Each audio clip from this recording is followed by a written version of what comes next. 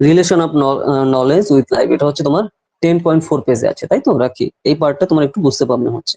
তো এখানে দেখো আশ্রম আর সেজেস কথা বলা হচ্ছে যে পারফর্মিং যজ্ঞ। যজ্ঞ মানে কি? যজ্ঞ মানে কিন্তু ওই যে আমাদের যজ্ঞ যে টার্ম, সেই টার্ম থেকে কিন্তু আসছে এটা, ইংলিশ টার্ম, ঠিক আছে? ওই একই জিনিস বেসিক্যালি কপি পেস্ট করা, ঠিক আছে? যেরকম কর্মফল, ঠিক আছে, ইংলিশে সেই টার্মটা ইউজ করা হয় কি কর্মা, ঠিক আছে? ওই একই জিনিস, ঠিক আছে? তো এই জন্য ব্যাপার ম্যাক্সিমাম ইংলিশ জিনিসই ওয়ার্ডই এখান থেকে কপি পেস্ট করা, বুঝতে পেরেছো? তো সেই ব্যাপারটা রয়েছে। হ্যাঁ, আর policies perspective of modern education. Okay okay, policies perspective of modern education, ঠিক আছে। মডার্ন এডুকেশন আমরা ওটা পরে যাচ্ছে, ওটা একটু পেজটা একটু বলো। হ্যাঁ হ্যাঁ হ্যাঁ হ্যাঁ, ওই পেজটা একটু বলো।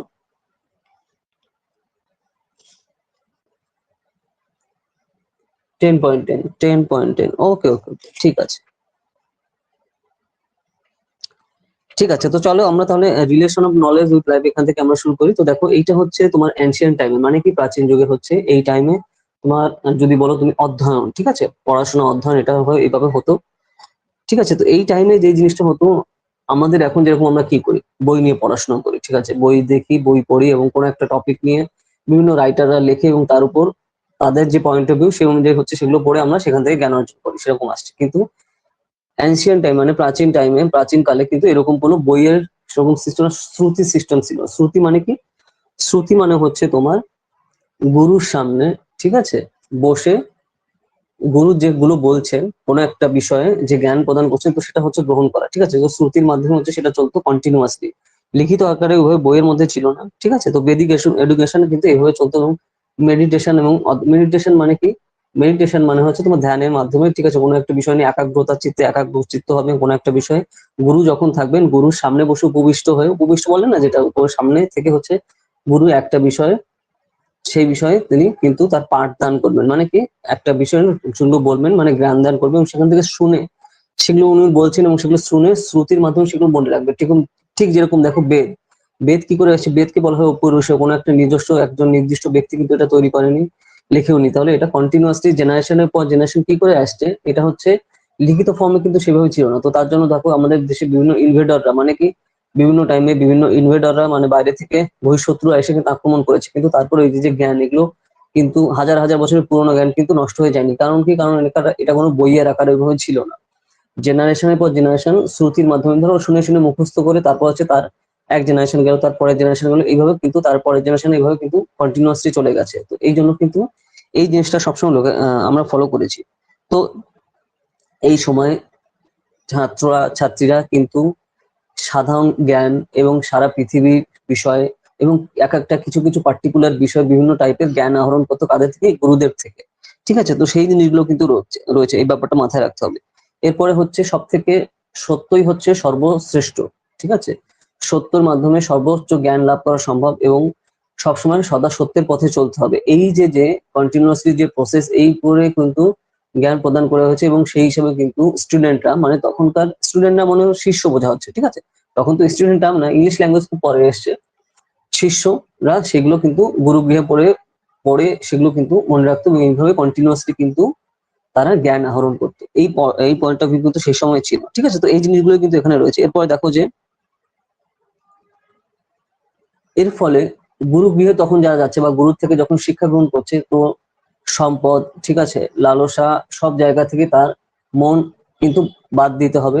একমাত্র তার একাগ্র চিত্তে ধ্যান জ্ঞান হবে হচ্ছে যে গুরুর কাছ থেকে জ্ঞান আহরণ করা এবং সেইখান থেকে জ্ঞান আহরণ করে শিক্ষা লাভ করে তারপরে সেটা পরবর্তী জীবনে সেই শিক্ষা প্রতি পদে পদে সেটা ব্যবহার করা, ঠিক আছে? এটাই হচ্ছে তাদের মূল লক্ষ্য হবে। তো এই ধরনের কিন্তু মেন্টালিটি তখন ছিল। দেখো এই যে 4 নম্বর পয়েন্টে কিন্তু এই 3 নম্বর পয়েন্টে কিন্তু এই জিনিসটা কথা বলা হয়েছে, ঠিক আছে? ম্যাটেরিয়াল ওয়েলথ মানে কোনো একটা জিনিসের ধরো আহ এই আমার এটা চাই, আমার ওইটা চাই, আমার এটা লাগবে ওটা লাগবে, এই টাইপের কিন্তু মেন্টালিটি ছিল না, রাখা যাবে না। কিন্তু জ্ঞান আহরণ করে গুরু থেকে সেটাই হচ্ছে তার আলটিমেটলি জীবনের সত্য পথে লাভ, সত্য পথ সে চলার জন্য যে জ্ঞান দরকার তার গুরু থেকে লাভ করে সেগুলাই কিন্তু সেটাই তারা কন্টিনিউয়াসলি মেনে চলবে, ঠিক আছে? এই টাইপের মেন্টালিটি তখন ছিল, এই এডুকেশনের কথা তখন বলা হচ্ছে। নেক্সট আসছে এই টাইমে শিষ্যরা সাধারণত গুরুকুলে থাকতো। গুরুকুল মানে কি? মানে গুরুর যে বাড়ি, গুরুর বাড়িতে থেকে কিন্তু তারা শিক্ষা লাভ করতো। শুধু শিক্ষা লাভ না, থাকা খাওয়া সবকিছু ওই গুরু বাড়িতেই হতো, ঠিক আছে? মানে তুমি রেসিডেন্সিয়াল স্কুল বলতে পারো, ঠিক আছে, সোজা বাংলায় যদি বলা হয়। রেসিডেন্সিয়াল স্কুল যেরকম ঠিক সেরকম সেই প্যাটার্নে কিন্তু তখনকার সিস্টেম ছিল। তো বাবা মা তাদের ছেলে মেয়েদের দুভাবে পাঠিয়ে দিত গুরুগৃহে থেকে, তারপর হচ্ছে সেখান থেকে শিক্ষা লাভ করতো। ওকে, তো এই ব্যাপারটা কিন্তু রয়েছে। এরপর তোমার দেখো তাদের কিন্তু সোসাইটিতে মানে সমাজে কি করে চলতে হবে, সমাজে সকল ধরনের সমস্যা যেগুলো আছে সেগুলো কি করে আস্তে আস্তে সলিউশন করতে হবে, এবং জীবনকে এগিয়ে নিয়ে যাওয়ার জন্য কি কি ধরনের শিক্ষা দরকার, যা জ্ঞান দরকার, সেগুলো প্রত্যেকটা তারা কন্টিনিউয়াসলি সময়ের সাথে সাথে কিন্তু তারা এখানে জ্ঞান লাভ করবে। ঠিক আছে, 10 বা 12 বছর ধরে সেখানে গুরুগৃহে থেকে। ঠিক আছে, এই ব্যাপারটা কিন্তু এখানে রয়েছে। তো এই জিনিসগুলো কিন্তু পরপর তোমার এখানে বলা রয়েছে। দেখো যে রিভিল টেক্সট অফ শ্রুতি, এই যে শ্রুতি মানে হচ্ছে তোমার 4 বেদাস, মানে 4টে ঋক, সাম, যজু, অথর্ব। ঠিক আছে, এই হচ্ছে আমাদের চতুর্বেদ রয়েছে। তো এখানে তাছাড়া আবার 108টা উপনিষদের কথা বলা হচ্ছে, যে এই যে জ্ঞান, সেই জ্ঞান কিন্তু তাদের প্রদান করা হচ্ছে। কে প্রদান করছে? গুরু প্রদান করছে শিষ্যদের। ঠিক আছে, এবং সেটা কোথায় করা হচ্ছে? গুরু গৃহে বসে। এটা কিন্তু আলাদা স্কুলে গিয়ে না, এটা গুরুর বাড়িতেই কিন্তু পুরোপুরি শিক্ষাদান করছে, এবং সেইখানে শিষ্যরা কিন্তু বছরের পর বছর ওখানে থেকে কন্টিনিউয়াসলি শিক্ষা লাভ করছে। ঠিক আছে, তো এইটা কিন্তু এনশিয়েন্ট টাইমে কিন্তু আমরা দেখতে পেয়েছি। তো এই যে দেখো ভগবত গীতা, 18 পুরাণ, অর্থশাস্ত্র, কামশাস্ত্র, ঠিক আছে, তন্ত্র, এগুলো সবকিছু বিষয় কিন্তু তাদের শিক্ষা দেওয়া হতো। বুঝতে পেরেছো? তো এইটা হচ্ছে তোমার relation of knowledge with life, মানে জীবনের সাথে জীবনকে সামনে এগিয়ে নেওয়ার জন্য যে পরিমাণে বা যেইভাবে দরকার হচ্ছে, কি দরকার আমাদের বেঁচে থাকার জন্য, যে জ্ঞান লাভ দরকার, তো সেটা কিন্তু গুরুগৃহে বসে তারা পেত, এবং সেই হিসাবে তারা কন্টিনিউয়াসলি সেখান থেকে শিক্ষা লাভ করে এগিয়ে যেতে থাকতো ধর্মীয় জীবনের লাইফে। ঠিক আছে, রাখি, বুঝতে পেরেছো? এই জিনিসগুলোই হচ্ছে তোমার এই যে relation of knowledge with life, জীবন ধারণের জন্য যে যে স্টেপ গুলো রয়েছে, এবং কোন কোন ক্ষেত্রে কি কি ধরনের কাজ করতে হবে, সেগুলো সবই গুরুগৃহে বসে গুরু সেই বিষয়ে শিক্ষাদান করতেন। ঠিক আছে, এই দেখো সব বিষয় কিন্তু এখানে রয়েছে, যে ভগবত গীতা সম্পর্কে, আমাদের যে 18 পুরাণ আছে সেগুলো সম্পর্কে, তারপরে অর্থশাস্ত্র সম্পর্কে। ঠিক আছে, কৌটিল্যের অর্থশাস্ত্র যেটা, এছাড়া আহ কৌটিল্যের অর্থশাস্ত্র যে সেই লেখা বই তা কিন্তু না। অর্থশাস্ত্র মানে অর্থ সম্পর্কে যে শাস্ত্র, সেই হিসাবে কিন্তু কৌটিল্যের লেখা বই তখনও কিন্তু আসেনি। ঠিক আছে, তুমি এটা ভেবো না যে অর্থশাস্ত্র বলতে যে কৌটিল্যের লেখা বই যে অর্থশাস্ত্র সেটা কথা বলা হচ্ছে, এখানে কিন্তু সেটা না। এটা মনে হচ্ছে যে অর্থ সম্পর্কে, যে জীবনে অর্থের দরকার কি, এবং সেগুলো কি কিভাবে ইউজ করতে হবে, বা তুমি অর্থ সঞ্চয় করার জন্য কোন কোন পদক্ষেপ গ্রহণ করতে হবে। ঠিক আছে, তো সেই বিষয়ে জ্ঞান, সেটাকে তোমার অর্থশাস্ত্র বলছে। এখানে কিন্তু তোমার কৌটিল্য অর্থশাস্ত্র কথা এখানে বলা হচ্ছে না, কারণ কৌটিল্য অনেক পরে আসছে। এটা আমরা প্রাচীন কালের এডুকেশন সিস্টেমের কথা বলছি। ঠিক আছে, এরপরে তোমার এই জিনিস, তারপরে কামসূত্র। ঠিক আছে, বাদশায়নের যে কামসূত্র, সেই সম্পর্কেও কিন্তু পুরোপুরি জ্ঞান প্রদান করা হচ্ছে। ঠিক আছে, নিশ্চয়ই। আচ্ছা, কি বলছো? হ্যাঁ হ্যাঁ, তো সেই ব্যাপারটা রয়েছে। এছাড়া কিন্তু এই জিনিসগুলো পরপর তোমার এখানে রয়েছে, relation with knowledge with life. ঠিক আছে, এই ব্যাপারটা এখানে রয়েছে। নিশ্চয়ই বুঝতে পেরেছো না রাখি? এইবার হচ্ছে আমরা, তুমি যেটা বললে 10.10-এ যা সিম্পল ওয়েতে, যাতে আমি বললাম, যাতে তুমি বুঝতে পারো জিনিসটা। যদিও আমাদের এই প্যাটার্ন কিন্তু এখনো ফলো করা হয় না। ঠিক আছে, তো সেটাই হচ্ছে আমাদের প্রবলেম, কারণ ইনভেডাররা এসে এসে, মানে ইনভেডাররা মানে বাইরের আক্রমণকারী এসে এসে আমাদের যে এডুকেশন সিস্টেম সম্পূর্ণভাবে শেষ করে দিয়েছে, এবং তাদের এডুকেশন সিস্টেম এখানে জোর করে দেওয়ার জন্যই কিন্তু বেসিক্যালি এই জিনিসগুলো আমরা কিন্তু লক্ষ্য করছি। ঠিক আছে, তো এখানে দেখো 10.10-এ যেটা রয়েছে, যে policies perspective of modern education, মানে আধুনিক সমাজের যে আমাদের শিক্ষা ব্যবস্থা, আধুনিক যুগের, সেই সম্পর্কে এখানে বলা রয়েছে। তো এখানে দেখো আমাদের এখনকার যে বর্তমান সোসাইটি, এখানে শিক্ষা অত্যন্ত গুরুত্বপূর্ণ। সেই জিনিসগুলো এখানে বলা হচ্ছে, যে তোমার জীবন ধারণের জন্য কি কি কাজ করতে হবে। সোশ্যালি তুমি যখন সমাজে বসবাস করতে থাকো, সমাজে বিভিন্ন ধরনের সমস্যা রয়েছে, তো সমাজে বেঁচে থাকার জন্য তুমি সামাজিক জীব হিসাবে সমাজে তো তোমার থাকতেই হবে। তো সেখানে বিভিন্ন তোমার সমস্যা তুমি দেখতে পারবে। ধরো তুমি রাস্তা দিয়ে যখন চলছো, রাস্তাঘাট খারাপ, জল খাবে, সেখানে জলের কল খারাপ, এরকম জিনিসগুলো দেখা যাচ্ছে। তো তখন গভর্নমেন্ট সেখানে, মানে সরকার সেখানে কিন্তু স্টেপ নেবে। তারপরে হচ্ছে তোমার impact on society, Sarkar step নিলে সেখানে একটা তার ইম্প্যাক্ট আমরা দেখতে পাবো। ইম্প্যাক্ট মানে কি? ফলাফল আমরা দেখতে পাবো সোসাইটিতে, যে হ্যাঁ, এখানে গভর্নমেন্ট ধরো তোমার লোকালয়ে কোনো তোমার খাবার পানীয় জলের কল নেই, সেখানে সেটা করে দিল। রাস্তা তোমার বাড়ির সামনে খারাপ, গাড়ি টাড়ি চলতে পারে না, রাস্তা ঠিক করে দিল। ঠিক আছে, তো এই যে যে জিনিসগুলো কিন্তু করা, এগুলো কিন্তু কার আন্ডারে আসছে? তোমার গভর্নমেন্টের আন্ডারে আসছে। তো সেই প্যাটার্নটা কিন্তু এখানে ফলো করা হচ্ছে। ঠিক আছে, এরপরে দেখো যে জিনিসটা হচ্ছে, যে the process by which government translate their education vision into program and activities to deliver outcome is desired changes in the real world. তো এখানে সোসাইটিতে আমরা দেখো, মানুষ আমরা সব থেকে বেশি শিখি কোথা থেকে? আমরা দেখো স্কুলে কিছু সময় থাকি, বা কলেজে কখনো কিছু সময় থাকি, কিন্তু ম্যাক্সিমাম টাইম কিন্তু আমরা বাড়িতেও থাকি আর সমাজে থাকি, সমাজের লোকের সাথে আমরা চলাফেরা করি, কথাবার্তা বলি, তাদের কিরকম ভাবনা চিন্তা ভাবনা, ঠিক আছে, চাল চলন, ঠিক আছে। তো সেই জিনিসগুলো আমরা দেখে কিন্তু প্রচুর জিনিস শিখি, ঠিক আছে। একটা বাচ্চা যেরকম দেখো, আমরা হঠাৎ করে একদম সিম্পল একটু ছোটবেলার কথা মনে করো, যে ধরো আমরা এখন যখন বাচ্চা থাকি তখন আমরা বাবা মায়ের সাথে কারো বাড়িতে যাই। তো ধরো সেরকম আমরা শুরু করি যে বাড়িতে যেরকম আমরা লাফালাফি শুরু করি, ওখানে গিয়েও শুরু করতে পারি। বা ধরো তুমি বাড়িতে বসে যেভাবে খাচ্ছ, ঠিক আছে, তো সেরকম ভাবেই তো অন্যদের বাড়িতে গিয়ে আমরা খাই না, না সেরকম ভাবে, মানে যা খুশি মতো শুয়ে বা বসে বা যা খুশি মতো হেলান দিয়ে আমরা কিন্তু খাচ্ছি, ঠিক আছে, একটু সিম্পল ওয়েতে বলছি জিনিসটা। কিন্তু যখন আমরা কোনো বাড়িতে যাচ্ছি, তখন কিন্তু আমাদের শিখিয়ে দিচ্ছে বাবা মা যে হ্যাঁ এইরকম তুমি বাড়িতে কারো গেলে এইভাবে বসবে, এইভাবে কথা বলতে হবে, এইভাবে হুট করে তুমি বাড়িতে বসে যেরকম ধরো তোমাকে দেওয়া হলো প্লেটে যা খুশি এরকম নিয়ে নিন, যা খুশি পরপর পরপর সব খেয়ে নিলে, সেরকম করে খাবে না, ঠিক আছে। তো এই জিনিসগুলো আমাদের ছোটবেলা থেকে বোঝানো হয় না। বা যদি কেউ বলে তোমার বাড়িতে যে তুমি কি কিছু খাবে, তো কেউ তারপরে ধরো তোমার সামনে খাবার নিয়ে এলো, ঠিক আছে, সে যদি বলে যে খাও তারপরে খাবে, না হলে বাড়িতে তুমি যেরকম দূর থেকে খাবার দেখলে দুম করে হাত দিয়ে গিয়ে টেনে নিয়ে খাও, ওরকম কিন্তু খাবে না, না। তো এই যে যে জিনিসগুলো আমরা ছোটবেলা থেকে শেখানো হয় আমাদের, তো সেই জিনিসগুলো কিন্তু আমরা সোসাইটি থেকে শিখছি। তো এই জিনিসের কথাই কিন্তু এখানে বলা হচ্ছে, ঠিক আছে, যে আমরা সোসাইটি থেকে কিন্তু প্রচুর জিনিস শিখি, সেখানে তারপরে আস্তে আস্তে সেগুলো আমরা কন্টিনিউয়াসলি আমরা যখন বড় হতে থাকি সেগুলো আয়ত্ত করতে থাকি, ঠিক আছে। তারপরে সেটা এরকম বলে না, যেটা শিষ্টাচার যেটা বলে, ঠিক আছে, যেরকম তো সেই যে জিনিসগুলো কিন্তু আমরা ফলো করি। তারপর আস্তে আস্তে কিন্তু আমরা সময়ের সাথে সাথে যখন আরো বড় হই এই জিনিসগুলো বুঝতে পারি যে হ্যাঁ এটা করতে হবে না, যে এটা করা যাবে না বা এটা করা উচিত না, ঠিক আছে। তো সেই যে ব্যাপারগুলো আস্তে আস্তে কিন্তু আমরা শিখি, তো এই ব্যাপারটা এখানে বলছে। নেক্সট হচ্ছে যে an explicit or implicit single decision of the group decision may be directive of the guiding features. ওকে, এরপর দেখো যে যে সিঙ্গেল ডিসিশন গুলো আমরা নেওয়া হয়, ধরো একটার পর একটা আমরা ডিসিশন নিয়ে আস্তে আস্তে উপরের দিকে এগোই, যে হ্যাঁ আজকে এই ডিসিশনটা নেবো বা এই অনুযায়ী এই কাজটা করব। তারপরে পরবর্তীতে একটা স্টেপ আমরা এগোলে তার পরবর্তীতে আমরা এই স্টেপ এগোবো, তারপরে আস্তে আস্তে উপরের দিকে যাবো। তো এই যে যে সিস্টেমেটিক্যালি অ্যাপ্রোচ আমরা ফলো করি প্রত্যেকটা কাজে, আস্তে আস্তে তার ফলে কিন্তু আমাদের উন্নতি হয়। ধরো তুমি ক্লাসে আজকে তুমি ধরো ক্লাস 1 এ পড়ো, কালকেই তো তুমি ক্লাস 10 এ পড়তে পারবে না, তাই না। আস্তে আস্তে আমরা সিস্টেমেটিক্যালি 1 এর পর 2 3 4 এভাবে আস্তে আস্তে সিস্টেমেটিক্যালি উঠতে হবে।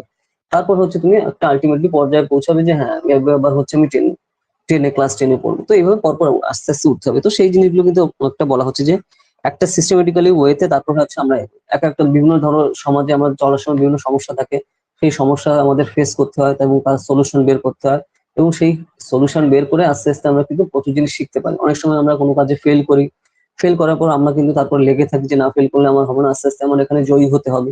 তো জয়ী হওয়ার জন্য আমরা সেই হিসাবে কাজ করতে হবে। তো সেইগুলো কিন্তু কন্টিনিউয়াসলি প্রসেসে চলে। এই জিনিসগুলোর কথা এখানে বলা হচ্ছে, দেখো, ঠিক আছে, যে এই framework of education policy analysis involving process which various stakeholder analysis generate implement assess and redesign policies, ঠিক আছে। এই যে অ্যাসেস করা হচ্ছে, রিডিজাইনও করছি, যে ধরো তুমি কোনো একটা কাজে তুমি ফেল করলে তাহলে বুঝতে পারছো যে হ্যাঁ ফেল যখন করেছি তাহলে এই প্যাটার্নে আমি যদি ফলো করি তাহলে আমার হবে না, অন্য একটা প্যাটার্নে আমার ফলো করতে হবে, তাহলে আমি এগোতে পারি। তো তারপর আমি কন্টিনিউয়াস প্রসেসে আমি সেই সময় আমি পড়ে না গিয়ে আমি আবার উপর দিকে করতে থাকবো, যে না আমার এখানে আমার সাকসেস পেতেই হবে, ঠিক আছে। তো এই যে যে জিনিসগুলোর কথা কিন্তু এখানে বলা হচ্ছে, যে এখানে এটাকেই তোমার পলিসি সাইকেল বলে। যে পলিসি সাইকেল বলতে তুমি সিস্টেমেটিক অ্যাপ্রোচ তুমি ফলো করছো, যে এইভাবে এইভাবে আমি এগোবো, ফেল করলেও ঠিক আছে আমি আবার উঠে দাঁড়াবো। এই যে যে মানসিকতা, পজিটিভ অ্যাটিটিউড, এই জিনিসগুলো তোমার কথায় এবং কাজে থাকবে, তো তাহলে কিন্তু তুমি আস্তে আস্তে উপরের দিকে উঠতে পারবে, ঠিক আছে। এই যে it is defined as a tool used in an analysis of a policy item development. তো এর ফলে কিন্তু তো আস্তে আস্তে তোমার ডেভেলপমেন্ট মানে উন্নতি হচ্ছে। যে তুমি কোনো কাজে ধরো সাফল্যতা তোমার আসেনি, ঠিক আছে, কিন্তু সাফল্য না এলেও তুমি কিন্তু বুঝতে পারছো যে আমার এই এই জায়গায় ভুল হয়েছে, সেখান থেকে তুমি সেই জিনিসগুলো শিখতে পেরেছো। শিখে তারপরে সেটা তুমি আস্তে আস্তে সেগুলো ইমপ্লিমেন্ট করে পরবর্তীতে তুমি যখন এগিয়ে কাজ করবে তখন কিন্তু তোমার ওই যে যে ভুলটা তোমার হয়েছে সেটা আর হবে না, তখন কিন্তু সেটা তোমার জন্য আরো হেল্পফুল হবে, ঠিক আছে। বুঝতে পেরেছো রাখি? তো এই জিনিসগুলো কিন্তু এইভাবে স্টেপ বাই স্টেপ এগো। তো সেখানে কোন কোন স্টেপ গুলো ফলো করতে হয় দেখো, এই যে প্রবলেম আইডেন্টিফিকেশন, মানে কোথায় কি সমস্যা হচ্ছে সেটা আগে খুঁজে বের করা। নেক্সট হচ্ছে পলিসি ফরমেশন, তো এখানে এই সমস্যা হচ্ছে, তো তাহলে এখানে এই সমস্যা যাতে না হয় তাহলে একটা দিক নির্দেশনা আমার দরকার, ঠিক আছে। তাহলে সেই দিক নির্দেশনা গুলো ঠিক করা যায়, এই স্টেপের পরে এই স্টেপ আমি ফলো করবো। নেক্সট আসছে তোমার decision making, targeting and identified problem. তো ডিসিশন মেকিং করতে হবে যে হ্যাঁ আমি এই কাজে আমি করবো, তো তার জন্য আর এই এই জায়গায় এই কাজ করার জন্য আমার এখানে এই প্রবলেম হচ্ছে, তো এই প্রবলেম যাতে আমার সেকেন্ড টাইম না হয় তার জন্য আমার কি কি পদক্ষেপ নেওয়া দরকার সেগুলো আমি নিয়ে পরপর আমি এগোবো। এই যে যে মানসিকতা, সিস্টেমেটিক্যালি অ্যাপ্রোচ কিন্তু এইভাবে চলে। নেক্সট হচ্ছে তোমার ইমপ্লিমেন্টেশন, তো তুমি ওই যে যেগুলো ঠিকঠাক করে লিখলে যে আমি এই এই পদ্ধতিগুলো আমি ফলো করবো, তো এটা তো তুমি ধরো লিস্ট করবে, তারপর সেই লিস্টগুলো করার পরে সেগুলো আবার ফলো করা, যে হ্যাঁ আমি এই লিস্টগুলো আগে করেছি, এই কাজে আমার যদি সাকসেসফুল হতে হয় এইগুলো আমার ফলো করতে হবে, তো সেগুলো আমি ফলো করবো। ফলো করা শুরু করলে নেক্সট আসছে analysis and evaluation of a policy to continue or terminate. ঠিক আছে, তো তারপর হচ্ছে তুমি অ্যানালাইসিস করলে যে হ্যাঁ এইভাবে যখন এগোচ্ছি আমি আলটিমেট কি আমার উন্নতি হচ্ছে, তো যখন উন্নতি হচ্ছে তখন বুঝতে পারলো হ্যাঁ আমার ঠিকঠাক হচ্ছে।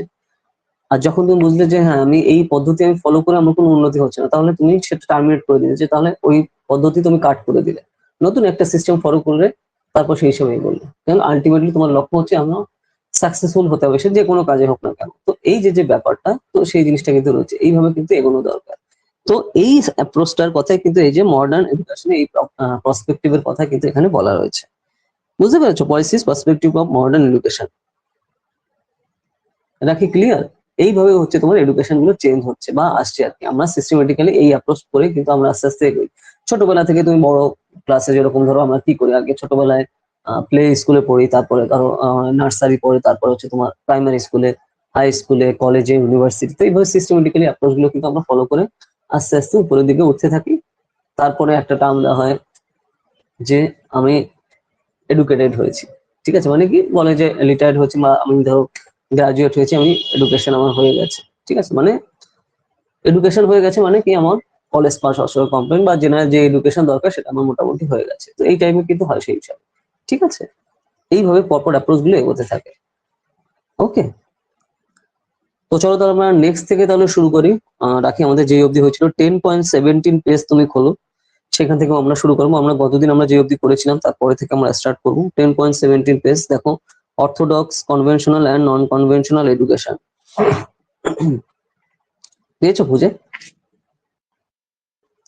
হ্যাঁ, ওকে ওকে ওকে, তাহলে এখান থেকে হচ্ছে আমরা স্টার্ট করবো, কারণ এখান থেকে হচ্ছে আমাদের লাস্ট এই অবধি হয়েছিল। ঠিক আছে, তো অর্থোডক্স মানে কি? অর্থোডক্স মানে হচ্ছে তোমার পুরনো, পুরনো যে স্টাইল। ঠিক আছে, বা অনেক সময় গোড়ামিও বলা হয়, গোড়া স্টাইল।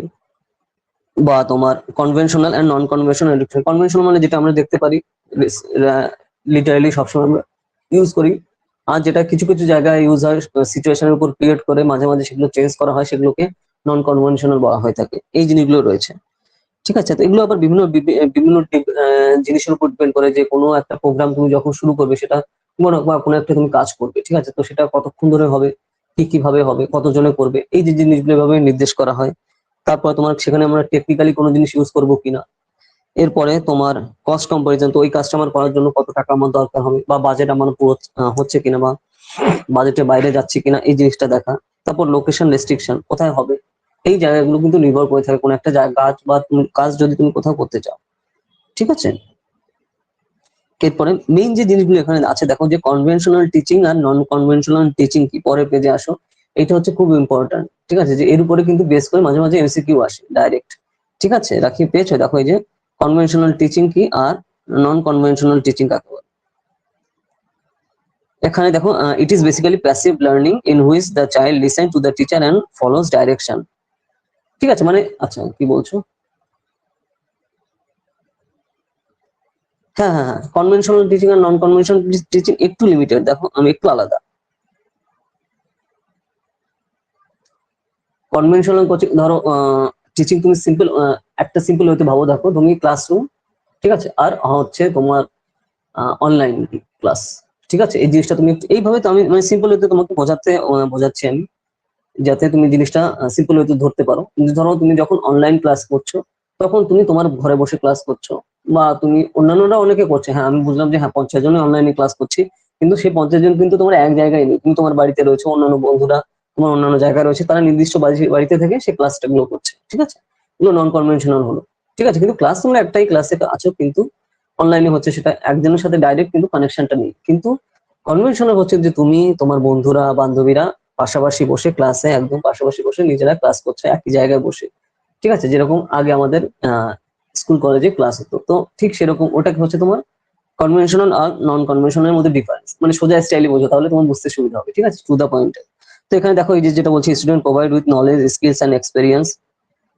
ঠিক আছে, দুই জায়গায় তোমার কিন্তু এক্সপেরিয়েন্স, নলেজ এগুলো কিন্তু দেওয়া হয়, কিন্তু এটা তোমার ডাইরেক্টলি হচ্ছে, আর একটা ইনডাইরেক্টলি তোমাকে করা হচ্ছে। ঠিক আছে, মানে এটা তুমি সামনাসামনি করতে পারছো না, এটা একটু দূরে দূরে হচ্ছে, আর এটা কিন্তু সামনাসামনি সবকিছু হচ্ছে। সেই জিনিসগুলো হচ্ছে সেই জিনিসগুলো আমরা দেখতে পাচ্ছি। দেখো there is a constant peer contact. যে কনস্ট্যান্ট পিয়ার কন্ট্যাক্ট মানে কি, তোমার সাথে সাথে যারা পড়ে তারা আশেপাশে তোমার পাশে রয়েছে, যে পিয়ার কন্ট্যাক্ট কিন্তু তুমি ডাইরেক্ট পাচ্ছ। কিন্তু এখানে কিন্তু ওই যে তুমি তোমার বাড়ি বসে করছো, তোমার বন্ধুরা অন্যান্য জায়গায় বসে করছে, এখানে কিন্তু তুমি ডাইরেক্ট পিয়ার কানেকশন কিন্তু পাচ্ছ না, ঠিক আছে। অনলাইনে রয়েছে ঠিক আছে, কিন্তু তুমি পাশাপাশি বসে কিন্তু সেই জিনিসটা পাচ্ছ না, এই যে ব্যাপারটা রয়েছে। এরপর দেখো group, individual and whole class. এখানে আমি কনভেনশনাল টিচিং আমরা দেখতে পাচ্ছি, মানে ধরো তোমরা 30-40 জন এখানে রয়েছে, তো সেগুলো আলাদা আলাদা 5 জন 5 জন করে আলাদা আলাদা করে গ্রুপ করে দিলাম আমি, এবং সেটা তারা পাশাপাশি বসে কিন্তু কাজ করছে। আর এইখানে কিন্তু যে জিনিসটা দেখা যাচ্ছে তোমার team work and collective way of training. Team work মানে হচ্ছে তুমি একটা টিম হিসেবে কাজ করতে, হ্যাঁ তোমরা আলাদা আলাদা ধরে থাকলেও কিন্তু তোমরা যে একটা এই যে ক্লাসের মধ্যে রয়েছে তার জন্য তোমরা একটা টিম, এবং সেই হিসেবে তোমরা নির্দিষ্টভাবে আলাদা আলাদা থাকলেও, মানে আলাদা আলাদা পজিশনে থাকলেও কিন্তু তোমরা একসঙ্গে কোনো মিলিত হয়ে কোনো কাজ করছো, ঠিক আছে। মেইন ডিফারেন্সটা এখানে আমরা এভাবে দেখতে পাচ্ছি। নেক্সট হচ্ছে এখানে তোমার যেটা রয়েছে verbal, visual and practical limited contact time. Verbally তুমি দেখতে পাচ্ছ, ভিজুয়ালি তুমি পাশাপাশি দেখতে পাচ্ছ, ঠিক আছে। মানে বলতে পারো তুমি ক্লাসরুমে আছো, মানে কলেজের ক্লাসরুমে, আর এটা তুমি অনলাইন ক্লাসে আছো, তো সেই হিসেবে যে যে বেসিক বেসিক ডিফারেন্স গুলো হয় ঠিক সেটা মাথায় রাখো, তাহলে তুমি বেসিক্যালি এই ডিফারেন্সটা বুঝতে পারবে, ঠিক আছে। অটোমেটিক্যালি এটা পড়ারও তোমার দরকার নেই, তুমি যা একটু ভেবে দেখো তাহলে যে জিনিসগুলো হবে। যেরকম স্বাভাবিক না, তুমি যখন অনলাইনে ক্লাস করছো তো সেখানে যা যা ডিফারেন্স গুলো রয়েছে তার সাথে এইখানে যা যা ডিফারেন্স তুমি বুঝতে পারবে তাহলে, ঠিক আছে। যেরকম সাবজেক্ট অবজেক্ট রিলেশন এখানে থাকছে, আর তারপর তোমার দেখো কোঅপারেশন এন্ড কোলাবোরেশন। কোঅপারেশন তোমার এখানে রাখতে হচ্ছে, যেরকম অনলাইনে তুমি ধরো অনেকের কানেকশনে একটু প্রবলেম থাকছে বা তোমার কানেকশন ঠিক থাকছে, তো তখন তুমি কোঅপারেট করে সেগুলো কাজগুলো করছো। আর এখানে তোমার সেই জিনিসগুলো কিন্তু সেই ব্যাপারটার দরকারি হচ্ছে না, কারণ যেহেতু তুমি সামনাসামনি এখানে রয়েছো, তো যে কোনো সময় যা প্রবলেম হলে তুমি সাথে সাথে কিন্তু সেগুলো ক্লিয়ার করে সেই সব এগোতে পারছো। বুঝতে পারছো তো এই ব্যাপারটা, ঠিক আছে। এইভাবে সিম্পল ওয়েতে দেখো, তুমি যখনই দেখবে রাখি, তাহলে তোমার অ্যানালাইজ করতে জিনিসটা সুবিধা হবে, ঠিক আছে। এখানে তোমার হাইফাই লেভেলের ল্যাঙ্গুয়েজ দেওয়া আছে বা তোমার ওয়ার্ড গুলো দেওয়া আছে, কিন্তু এইভাবে তুমি একটু ভেবে দেখো, তাহলে বেসিক্যালি শুনতে সুবিধা, মানে বেসিক্যালি জিনিসটা বুঝতে তোমার সুবিধা হবে। তোমার এখানে দেখো যে conventional versus non conventional education কি, regulatory and policy framework, structure of higher education in India, regulatory framework of higher education in India. এইখানে কোন জিনিসের ডিটেলস করছে সেটা তুমি একটু দেখো, যে ডান দিকে একটা তোমার কিন্তু লিস্ট করা রয়েছে, দেখেছো রাখি, যে হায়ার এডুকেশন রেগুলেটরি ফ্রেমওয়ার্ক। তো এই হায়ার এডুকেশন রেগুলেটরি ফ্রেমওয়ার্ক মানে হচ্ছে যে আমাদের যে উচ্চ শিক্ষা কোন কোন ভাবে রেগুলেট করা হবে, কি কি ভাবে চলবে বা কি কিভাবে চলবে না, কোন কোন টার্মস এন্ড কন্ডিশন ফলো করা হবে, কি হবে না, সেগুলো কোন ধাপে ধাপে এগোবে, সেগুলো কিন্তু এই দেখো লিস্টটা করা রয়েছে। এই লিস্টটা তুমি একটা দেখলে তুমি এই চ্যাপ্টারে যা যা বলা রয়েছে, মানে এইখানে এই আশেপাশে যা যা বলা রয়েছে সেটা কিন্তু তুমি সহজেই বুঝতে পারবে, বুঝেছো। একটা পর স্টেপ বাই স্টেপ কিন্তু আসছে। দেখো এই যে হায়ার এডুকেশন ইনস্টিটিউশন, নিচ থেকে তুমি উপর দিকে ওঠো, যে অ্যাক্সিডেশন বডিজ যেরকম ন্যাক এনবিএ, যেরকম দেখো ন্যাক থেকে কিন্তু র্যাঙ্ক বের করে, যে এটা এ প্লাস কলেজ, এটা এ মাইনাস কলেজ, এটা B category college, C category college বা ডি ক্যাটাগরি কলেজ, এরকম কিন্তু লিস্ট বের করে, ঠিক আছে। দেখেছো যে বিভিন্ন কলেজ থেকে তো কারা বের করে, র্যাঙ্ক বের করে, ঠিক আছে। তো এরকম তাছাড়া তুমি দেখবে এখন কিন্তু ইউনিভার্সিটি আবার অল ইন্ডিয়া র্যাঙ্কিংও বের করছে। রিসেন্টলি তুমি দেখেছো আমাদের কলকাতা বিশ্ববিদ্যালয় আর যাদবপুর বিশ্ববিদ্যালয় ওয়েস্ট বেঙ্গলের মধ্যে খুব নাম করা, মানে ওয়েস্ট বেঙ্গল বলে না, সারা দেশের মধ্যে খুব নাম করা ইউনিভার্সিটিতে গেছে। তো এগুলো র্যাঙ্ক কোথা থেকে আসছে, তোমার সরকারি থেকে কিন্তু র্যাঙ্কিং আসছে, ঠিক আছে। তো সেই ব্যাপারে কথা এখানে বলা হচ্ছে, যে রেগুলেশন বডিজ যেরকম কি ইউজিসি, ইউজিসি যেটা আমাদের এই যে এক্সামই কন্ডাক্ট করছে, মানে ইউনিভার্সিটি গ্রান্টস কমিশন, দেখো এখানে উপর দিয়ে রয়েছে। রাখি খুঁজে পেয়েছো তো? বুঝতে না পারলে কিন্তু তোমাকে সাথে সাথে বলবে। এগুলো একদম বেসিক জিনিস, তুমি অলরেডি জানো, কিন্তু একটু সিস্টেমেটিক্যালি ওই জিনিসটা একটু মাথায় রাখতে হবে, তাহলেই হয়ে যাবে, আর কিছু এক্সট্রা লাগবে না। হ্যাঁ এগুলো অলরেডি তুমি জানো, ঠিক আছে। এরপর দেখো তোমার department council of higher education. তো হায়ার এডুকেশনের যে কাউন্সিল আছে সেখান থেকে বিভিন্ন স্টেপ নেওয়া যায়, যে এই জায়গায় এই স্টেপ গুলো ফলো করতে পারে, এই জায়গায় এগুলো ফলো করা যাবে না, বা সেই জিনিসগুলো কিন্তু এখানে রয়েছে। MHRD ministry of human resource development থেকে কিন্তু এই যে হায়ার এডুকেশন কন্ট্রোল করা হয়, দেখো উপরে যে লিস্টে দেওয়া রয়েছে। তো তারপরে সেটা আবার দুই ভাগে ভাগ করা থাকে, সেন্ট্রাল গভর্নমেন্ট আর স্টেট গভর্নমেন্ট। যেরকম দেখবে সেন্ট্রাল গভর্নমেন্ট ইনস্টিটিউশন থাকে, আবার স্টেট গভর্নমেন্টে থাকে, যে তার মানে যেরকম সেন্ট্রাল গভর্নমেন্ট ইউনিভার্সিটি আমাদের রাজ্যে কি আছে, আমাদের রাজ্যে আছে হচ্ছে তোমার Visva Bharati university, central government university. আর স্টেট গভর্নমেন্ট ইউনিভার্সিটি যেরকম কি আছে, ক্যালকাটা ইউনিভার্সিটি, ঠিক আছে, স্টেট গভর্নমেন্টে। তো এইভাবে কিন্তু ডিফারেন্সিয়েট করা রয়েছে, কিন্তু যা স্টেট থাক আর সেন্টারে থাক, আলটিমেটলি এদের কাজ হচ্ছে শিক্ষাদান করে এবং আস্তে আস্তে জাতিকে শিক্ষিত করে তোলা, তাই না। তো সেই ব্যাপারটা রয়েছে, যে education as part of the concurrent list provides equal power to the central and state government in regulation, ঠিক আছে। এবার সবারই কিন্তু আলটিমেটলি লক্ষ্য থাকে, সে সেন্ট্রাল গভর্নমেন্ট ইনস্টিটিউশন হোক বা তোমার স্টেট গভর্নমেন্ট হোক, যে শিক্ষা সঠিকভাবে প্রদান করা, যাতে আলটিমেটলি জাতি শিক্ষিত হয়ে ওঠে। ঠিক আছে, তো এই ব্যাপারগুলো কিন্তু এখানে পরপর তোমার এখানে পরপর বলা রয়েছে। তো আমি খালি লিস্টটা বললাম, তো তার জন্য লিস্টটা তুমি দেখলে অটোমেটিক্যালি সবই কিন্তু অ্যানালাইজ করতে পারো। ওকে, এরপরে দেখো যে পরে যেটা রয়েছে তোমার দেখো অ্যাপেক্স লেভেল বডিজ। তো অ্যাপেক্স লেভেল বডিজ এর মধ্যে কি কি জিনিসগুলো রয়েছে সেই জিনিসটা তোমার এখানে দেখা দরকার, যে দেয়ার আর 8 অ্যাপেক্স লেভেল বডিজ রয়েছে, 8টা অ্যাপেক্স লেভেল বডি, যারা কিন্তু তোমার ডিপার্টমেন্ট অফ হায়ার এডুকেশনের আন্ডারে কিন্তু কাজ করে থাকে। ঠিক আছে, যে এমএইচআরডি কথা আমরা একটু বললাম, যে ministry of higher education department, এটা এমএইচআরডি ফুল ফর্ম কি এটাও কিন্তু তোমার মাথায় রাখতে হবে রাখি। ঠিক আছে, তো রেগুলেটরি বডি কোন কোনগুলো রয়েছে দেখো, যে AICTE, এটা ফুল ফর্ম কি, এগুলো কিন্তু ফুল ফর্ম আমি বলছি, এগুলো কিন্তু অবশ্যই তোমার মুখস্থ রাখতে হবে, কিন্তু এক্সামে কিন্তু এলে তুমি ডাইরেক্ট কোনটা কারেক্ট ওটা সেটা কিন্তু তোমার ক্লিক করতে হবে। ঠিক আছে, যে all India council for technical education, এটাকে কি বলে, AICTE। ঠিক আছে, আর কাউন্সিল অফ আর্কিটেকচার, এটা হচ্ছে COA। ওকে, তারপর যেরকম ইউজিসি আমরা বললাম যে ইউনিভার্সিটি গ্র্যান্ড কমিশন, তো এরকম যে অ্যাব্রিভিয়েশন গুলো এগুলো কিন্তু তোমার অবশ্যই মনে রাখতে হবে। ঠিক আছে, ডাইরেক্ট মুখস্থ করতেই হবে, কিছু করার নেই। নেক্সট আসছে দেখো, এই যে ইউজিসি সম্পর্কে ডিটেলস এখানে দেওয়া রয়েছে, যে এগুলো কি দেখো, এগুলো হচ্ছে রাখি বারবার বারবার পড়তে হবে এবং মুখস্থ করতে হবে, এখানে কিন্তু বোঝার তেমন কিছু নেই। যেরকম দেখো ইউজিসি কি মানে হচ্ছে ইউনিভার্সিটি গ্র্যান্ড কমিশন, এটা কবে কাজ প্রতিষ্ঠা হয়, এটা কবে প্রতিষ্ঠা হচ্ছে দেখো 28শে ডিসেম্বর 1953। কোশ্চেন তোমার আসবে যে UGC in which year UGC started. ঠিক আছে, ডেট সহ দিয়ে দেবে, তো তোমার নাম্বার এই যে অ্যান্সারটা কি 28 ডিসেম্বর। ঠিক আছে, তো 27, 28, 29, 30 ডিসেম্বর 1953, তো এইভাবে তোমার অপশন দেবে। তোমার 28শে ডিসেম্বর 1953 এটা কিন্তু তোমার ক্লিক করতে হবে। বুঝতে পেরেছো, তো অপশন গুলো এরকম থাকবে, তো তোমাকে কনফিউজ করার জন্য। তো এই জায়গায় তোমার যদি ডিটেলসে তোমার মুখস্থ থাকে তাহলে কিন্তু তুমি বুঝতে পারবে যে হ্যাঁ সে সেখানে 27 দিক, 28 দিক, 29 দিক, 30 দিক, তুমি কিন্তু তাহলে 28টাই ক্লিক করবে। ঠিক আছে, তো এই জন্য কিন্তু বারবার তোমার পড়তে হবে, না করলে দেখো এখানে কিন্তু বানানোর কোনো ব্যাপার নেই, তাই না? তোমার কোশ্চেন হলো ইউজিসি কবে প্রতিষ্ঠিত হয়েছে, হয় তুমি জানো নয় জানো না, জানলে নাম্বার পাবে, না হলে 0। ক্লিয়ার? আর এগুলো কিন্তু একদম বেসিক জিনিস। তুমি দেখো ইউজিসির এক্সাম দিচ্ছি আমরা, তো সেই ইউজিসির এক্সাম সেটা কবে প্রতিষ্ঠিত হচ্ছে এটাই যদি না জানি, তো তাহলে কিন্তু মানে সেটা ডেঞ্জারাস ভুল, এর থেকে মানে, তাই না? তো সেই ব্যাপারটা রয়েছে, এইভাবে কিন্তু জিনিসগুলো মনে রাখতে হবে। যে ইউজিসি ফুল ফর্ম, তো ইউজিসি সম্পর্কে কি দেখো, এই যে ইউজিসি কনসিস্ট অফ চেয়ারম্যান রয়েছে, তোমার ভাইস চেয়ারম্যান, 10 জন আদার মেম্বার বডি রয়েছে। তো এই জিনিসগুলো তুমি বেসিক্যালি রিডিং করবে, বারবার রিডিং করতে হবে, আর তাহলে মনে রাখবে। তাহলে কিন্তু তাছাড়া এখানে আর কোনো গতি নেই, এখানে আর অন্য কোনো প্যাটার্ন নেই, যে তোমার বারবার পড়তে হবে, মনে রাখতে হবে এখানে। ঠিক আছে, একজন সেক্রেটারি থাকবে এবং সেখানে এক্সিকিউটিভ হেড একজন থাকবে। ঠিক আছে, তো UGC function from new Delhi থেকে এটা ফাংশন করে থাকে। এছাড়া তোমার 6টা রিজিওনাল অফিস রয়েছে, কোথায় দেখো, ইউজিসি ব্যাঙ্গালোর, ভোপাল, গুয়াহাটি, হায়দ্রাবাদ, কলকাতা, পুনেতে। ওকে, এবার এছাড়া বিভিন্ন ধরনের স্কিম রয়েছে তোমার ইউজিসি, যেগুলো তোমার দেখো, university with potential of excellence, colleges with potential of excellence. ঠিক আছে, এরপর দেখো central with potential of excellence and the particular area. এই যে শর্ট ফর্ম মানে ফর্ম গুলো, তো তোমার মেইন যে ফুল ফর্মটা কি এটাও কিন্তু তোমার মাথায় রাখা দরকার। ঠিক আছে, এরপরে তোমার দেখো যে the sir Shanti Swarup Bhatnagar, a professor of chemistry called father of research laboratories and also the first director general of the CSIR, was the first chairman of UGC। তো ফার্স্ট চেয়ারম্যান ইউজিসির কি এনার সম্পর্কে কিন্তু টেস্ট তোমারটা বারবার করে মনে রাখতে হবে। ঠিক আছে, এখানে আর কিন্তু অন্য কোনো সিস্টেম নেই।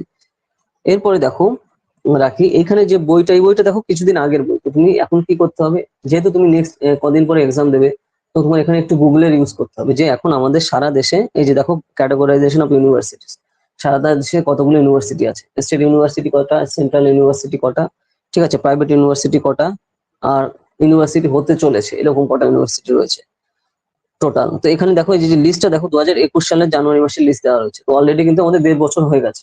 তো এখানে যদি আর নতুন নতুন কোনো লিস্ট বেরোয়, নতুন নতুন কোনো থাকে, সেইটার উপর দিয়ে কোশ্চেন আসবে তোমার। তো এই জন্য কিন্তু এখানে তোমার গুগল দেখা তোমার শুরু করা দরকার। তোমার বইতে যে আপডেট ভার্সন থাকবে তা কিন্তু না, কারণ দেখো তুমি বই যখনই কিনছো সেটা তো পুরনো হবে, 6 মাস পরেই তার ডাটা চেঞ্জ হয়ে যাচ্ছে। তো এই জন্য এখন কিন্তু বাড়িতে বসে তোমার কিন্তু গুগলটা ভালো করে ইউজ করা দরকার। এই যেখানে যে টপিক গুলো আমরা ডিসকাস করছি তার যে আপডেট ডাটা সেটা কিন্তু তোমার অ্যানালাইজ করে তোমার কিন্তু ইন্টারনেট থেকে বের করে সেটা নিয়ে কিন্তু লিখে তোমার প্র্যাকটিস রাখা দরকার। ঠিক আছে, তাহলে তুমি কারেক্টটা কিন্তু অ্যান্সারটা করতে পারবে। ক্লিয়ার? নাকি বুঝতে পেরেছো? তো এই ব্যাপারটা কিন্তু তোমার কন্টিনিউয়াসলি ফলো করতেই হবে, কিচ্ছু করার নেই।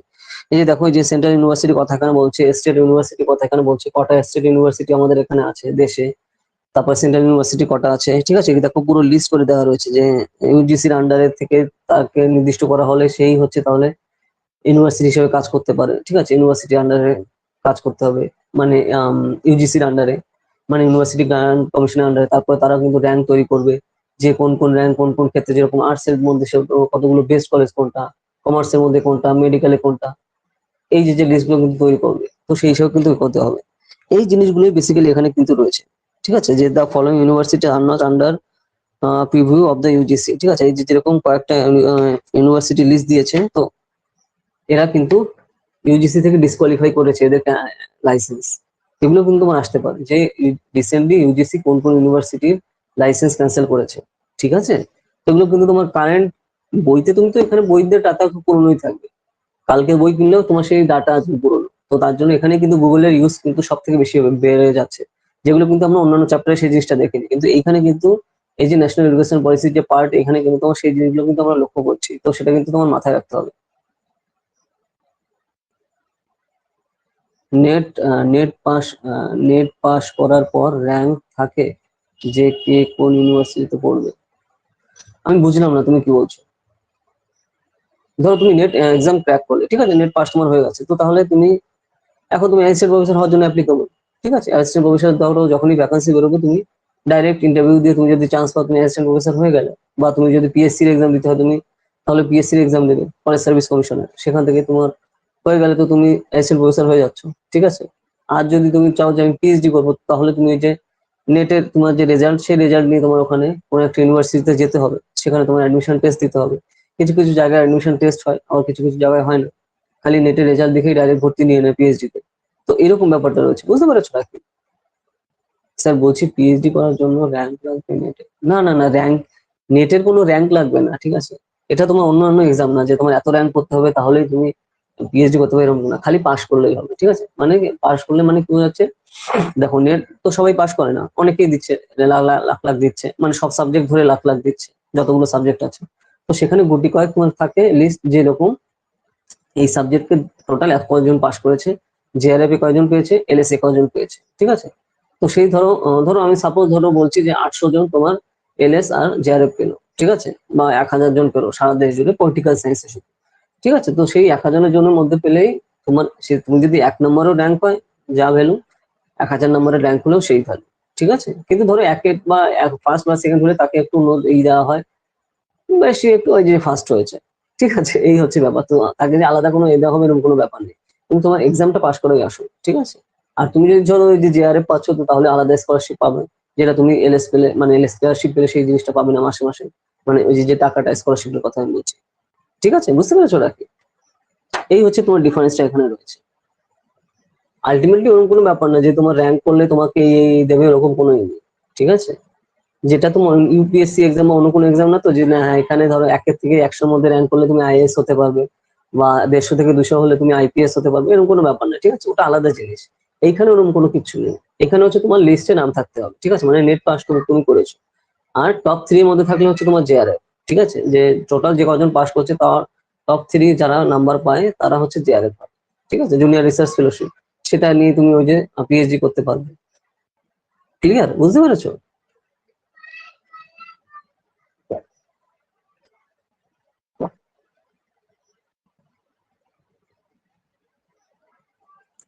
আচ্ছা, তাহলে এখানে ক্যাটাগরাইজেশন ইউনিভার্সিটি আছে, মানে যেটা স্টেট ইউনিভার্সিটি সেটা স্টেট ইউনিভার্সিটি, ইউনিভার্সিটি তো বিভক্ত করা হয় তাই না, যেরকম সেন্ট্রাল ইউনিভার্সিটি, স্টেট ইউনিভার্সিটি, সেগুলো তো এমনি ডিভাইডেশন থাকে।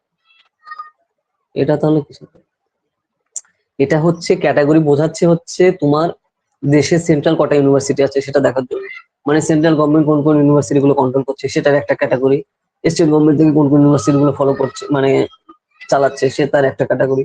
এখানে স্টুডেন্টের কোনো ওরকম ব্যাপার নেই, ঠিক আছে। এখানে পুরো গভর্নমেন্ট কোন কোনটা চালাচ্ছে এবং কোন কোন গভর্নমেন্টের আন্ডারে কোন কোনগুলো রয়েছে সেইটার র্যাঙ্ক, সেখানে এখানে স্টুডেন্টের এখানে কোনো ব্যাপার নেই, স্টুডেন্টরা যেখানে খুশি পড়তে পারে, ঠিক আছে।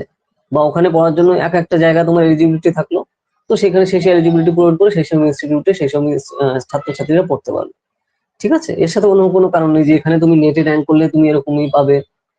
তুমি কি তাই বলছো তাই, যে নেটে হ্যাঁ এত র্যাঙ্ক করলে তুমি এই ইউনিভার্সিটিতে পড়তে পারবে, এত র্যাঙ্ক করলে তুমি এখানে পড়তে পারবে না, এরকম কোনো ব্যাপার নেই, নেট পাস করলেই তোমার হবে, ঠিক আছে।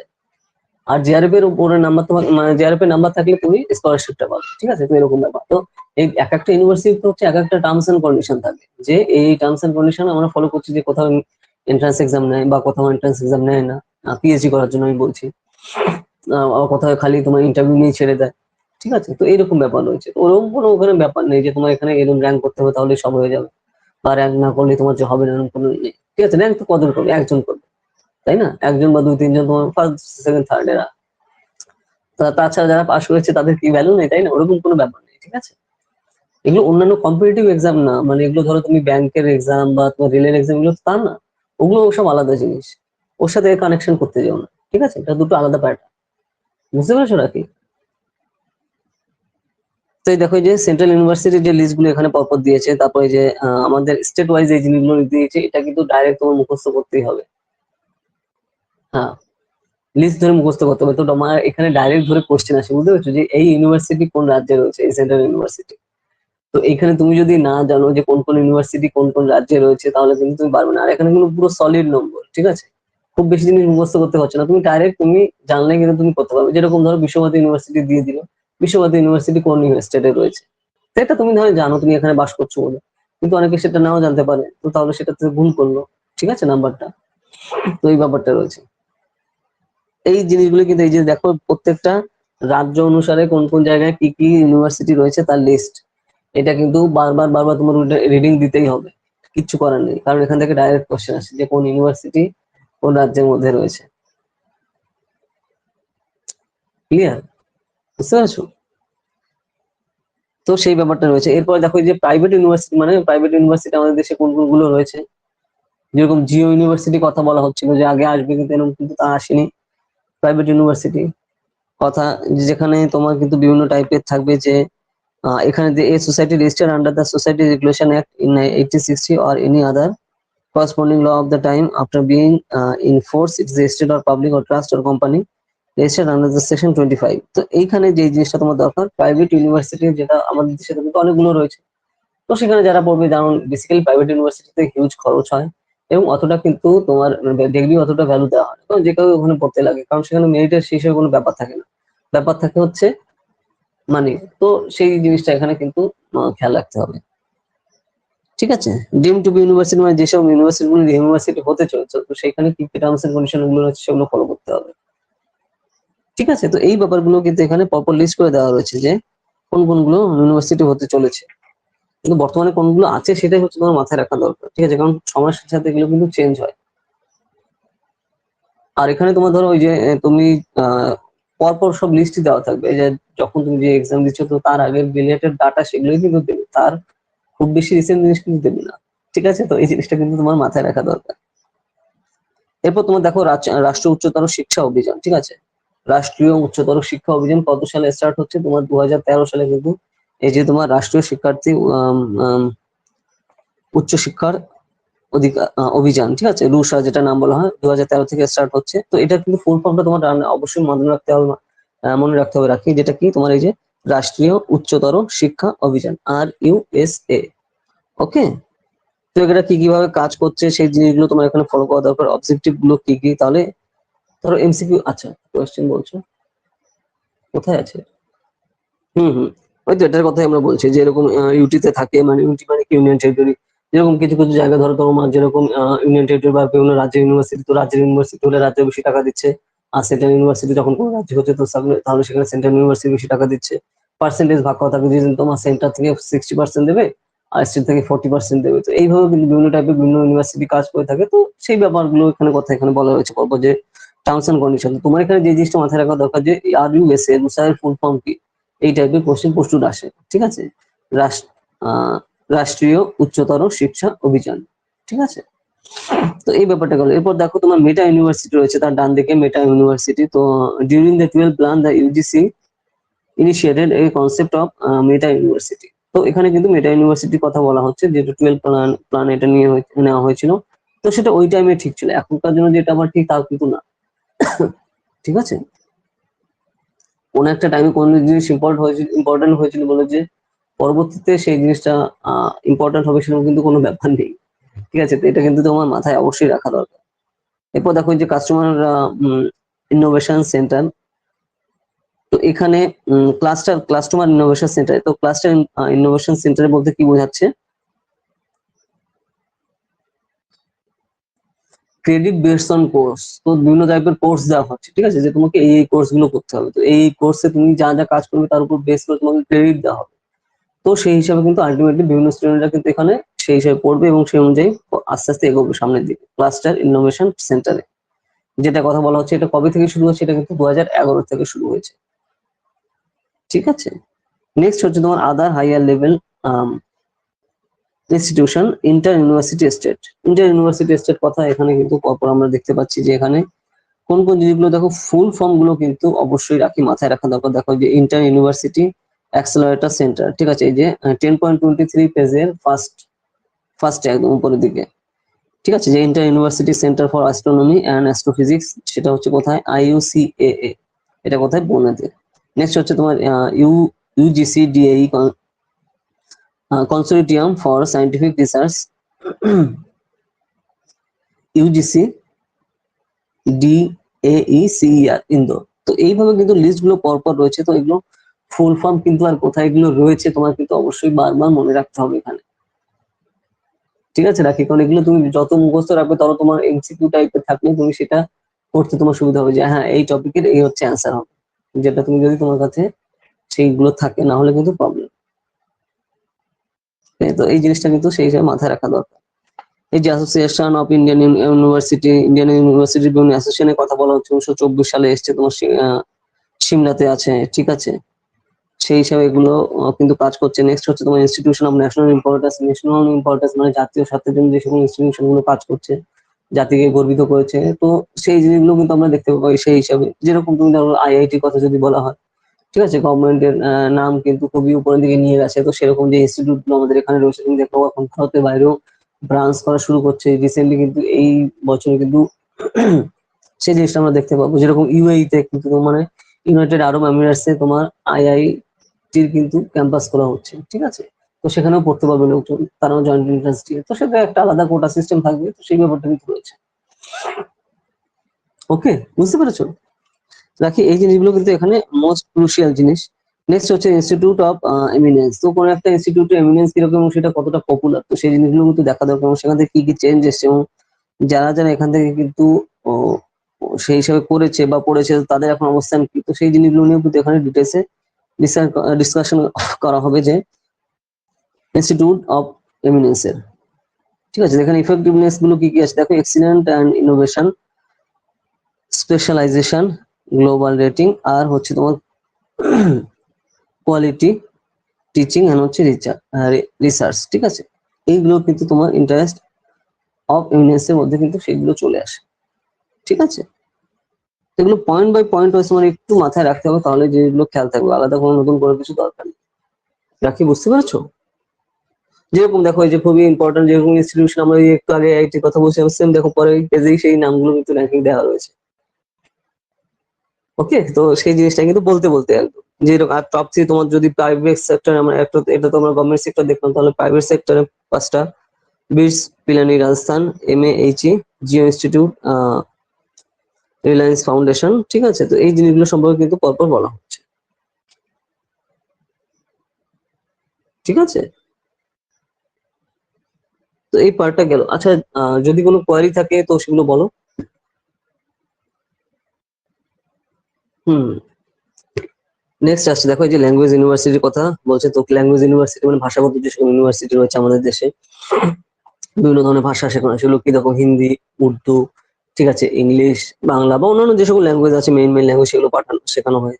সেরকম সেগুলো কোন কোন ইনস্টিটিউট দেখো, যে শ্রী লাল বাহাদুর শাস্ত্রী রাষ্ট্রীয় সংস্কৃত বিদ্যাপীঠ নিউ দিল্লিতে রয়েছে, রাষ্ট্রীয় সংস্কৃত বিদ্যাপীঠ তিরুপতিতে রয়েছে, English and foreign language university হায়দ্রাবাদে রয়েছে, তারপরে মহাত্মা গান্ধী আন্তর্রাষ্ট্রীয় হিন্দি বিশ্ববিদ্যালয় কোথায় রয়েছে, ওয়ার্ধাতে রয়েছে, মৌলানা আজাদ ন্যাশনাল উর্দু ইউনিভার্সিটি হায়দ্রাবাদে রয়েছে, রাষ্ট্রীয় সংস্কৃত সংশোধন নিউ দিল্লিতে রয়েছে। তো এইখানে কোন কোন ইনস্টিটিউটটা, কোন কোন ইউনিভার্সিটিটা কোন কোন রাজ্যে রয়েছে, এটা কিন্তু তোমার রাখি বারবার রিভিশন দিয়ে মনে রাখা দরকার, ঠিক আছে, তাহলে তুমি ক্লিক করতে গেলে তোমার তাহলে সুবিধা হবে। এগুলো হঠাৎ করে কনফিউজ করার জন্য কিন্তু এই টাইপের কোশ্চেন পড়ে থাকে, ঠিক আছে, তো ওই সময় কিন্তু ঘাবড়ে গেলে চলবে না, সেগুলো কিন্তু তোমার মাথায় রেখে কিন্তু এগোতে হবে। ঠিক আছে, এই দেখো ক্লাসিক্যাল ল্যাঙ্গুয়েজের এখানে কথা বলা হচ্ছে যে আমাদের দেশে কিন্তু ক্লাসিক্যাল ল্যাঙ্গুয়েজ অনেকগুলো রয়েছে। তো সেগুলো কি কি দেখো, সংস্কৃত, তামিল, তেলেগু, কর্ণাটক, মালায়ালাম, ওড়িয়া। ঠিক আছে, আমাদের দেশে কিন্তু এই 6টা সনাতনী ভাষা রয়েছে। ঠিক আছে, তো সেই ব্যাপারটা রয়েছে। তো ফার্স্টে সব থেকে বেশি প্রথমে এই যে যে ল্যাঙ্গুয়েজের এটা স্বীকৃতি পায় হচ্ছে 2004 সালে কে তামিল ভাষা। তারপরে আস্তে আস্তে নতুন নতুন করে নতুন নতুন এখানে অ্যাড হতে থাকে। তো সেই ব্যাপারগুলো এখানে রয়েছে পরপর। ঠিক আছে, তো এখানে কি কি টার্মস এন্ড কন্ডিশন ফলো করতে হবে যদি ক্লাসিক্যাল, এই জিনিসগুলো কিন্তু দেখো রাখি বোঝার থেকে ওই জিনিসগুলো কিন্তু মাথায় রাখতে হবে। ঠিক আছে, পরপর পড়ে দেখো এই যে আমাদের যে ক্লাসিক্যাল ল্যাঙ্গুয়েজ আমরা যেটা বলছি সনাতনী ল্যাঙ্গুয়েজ, যেগুলো খুব পুরোনো ল্যাঙ্গুয়েজ, তো সেগুলো কি কি এইগুলো বারবার পড়তে হবে। আর দেখো গতদিন কিন্তু আমি তার জন্য আমাদের এই চ্যাপ্টার কিন্তু অনেক প্রচুর প্রচুর ডাটা রয়েছে, এত ডাটা অন্য কোনো চ্যাপ্টারে কিন্তু নেই। ঠিক আছে, টিচিং অ্যাপটিটিউডের। তো সেগুলো আমি তার জন্য আমরা অল্প অল্প করে কিন্তু এগিয়েছি যাতে তোমার বুঝতে সেগুলো সুবিধা হয় এবং সেগুলো তুমি অ্যানালাইজ করতে পারো এবং সেগুলো যাতে তোমার মনে থাকে বা যে টাইপের তোমার, তাহলে তোমার সেটা সুবিধা হবে খেয়াল রাখতে, তাই না? তো সেই জিনিসটা কিন্তু আমরা করেছি তার জন্য। তো তোমার এমনি কিসে প্রবলেম হচ্ছে একটু বলো। ও না না না, একদম একদম একদম ভেবে না, এগুলো নিয়ে একদম ভেবে না। হয়তো পরীক্ষার আগে ওরকম একটু একটু লাগে, ওরকম কোনো টেনশন নেই। ঠিক আছে, তুমি ভাবে এরা যে কয়জন আছে এদের দিয়ে আমি বেস্ট, এরা এরা সবকটা ফেল করবে, করবো খালি আমি পাস। ঠিক আছে, এরকম অ্যাটিটিউড দরকার। আর কে কি ভালো বা খারাপ হচ্ছে এগুলো কিন্তু টেনশন একদম করবে না। তুমি ভাবছো যে তুমি, হ্যাঁ তুমি হার্ড ওয়ার্ক করেছো, তুমি রেগুলার পড়াশোনা করেছো, নিজের উপর সাহস রাখবে, নিজের উপর ফেথ রাখবে, কে কি বললো পাত্তা দেবে না। এগুলো কিন্তু আমি আগেও দেখো বলেছি, পয়েন্ট অফ ভিউ দেখা এখন কোনো ব্যাপার না। আর দেখো অনলাইনে এখন যে যা খুশি যাকে খুশি বলতে পারে, সামনাসামনি লোকজন বলতে অনেকে ভয় পায়, কিন্তু অনলাইনে যে যা খুশি বলতে পারবে। তো সেই ব্যাপারটা রয়েছে, তো কে কি বললো একদম পাত্তা দেবে না। ঠিক আছে, তো অনেক ওরকম ডিমোটিভেট করার জন্য আমাকে বলবে। ঠিক আছে, যেরকম ওরকম বলে না, যারা যে জিনিসগুলো তোমার অনেক মেয়েরা অনেক মেয়েকে করে, যেরকম ইস এর চেহারা দেখেছিস, ইস এর পাশে তো বসাও যায় না, ম্যাক্সিমাম অনেক মেয়েরা এরকম করে। ঠিক আছে, মানে নিজে কিরকম সে কিন্তু সেটা দেখবে না, কিন্তু ওকে কি করে ডাউনগ্রেড করা যায় এই টাইপের কিন্তু অনেকে থাকে। তুমি কেন সেগুলো তাদের পাত্তা দেবে? ঠিক আছে, একদম পাত্তা দেবে না। ঠিক আছে, কারণ যে জিনিসটা বলা হয় তার জন্য মেয়েরা মেয়েদের প্রধান শত্রু, এই জন্যই কিন্তু বলে যে এরা অন্য মেয়েকে উঠতে দেয় না কখনো। ঠিক আছে, শেষে চেহারা হোক, কথা হোক, কাজকর্মে হোক, যে কোনো কাজে হোক। তো সেই জিনিসগুলো এদের কিন্তু আগে থেকে দূরে থাকবে। ঠিক আছে, একদমই পাত্তা দেবে না। যে পজিটিভলি আসছে তার সাথে পজিটিভলি বিহেভ করবে বা তার সাথে সময় কাটাবে, যে করছে না সাথে সাথে কাট, যেটা আমি কিন্তু আগেও বলেছি।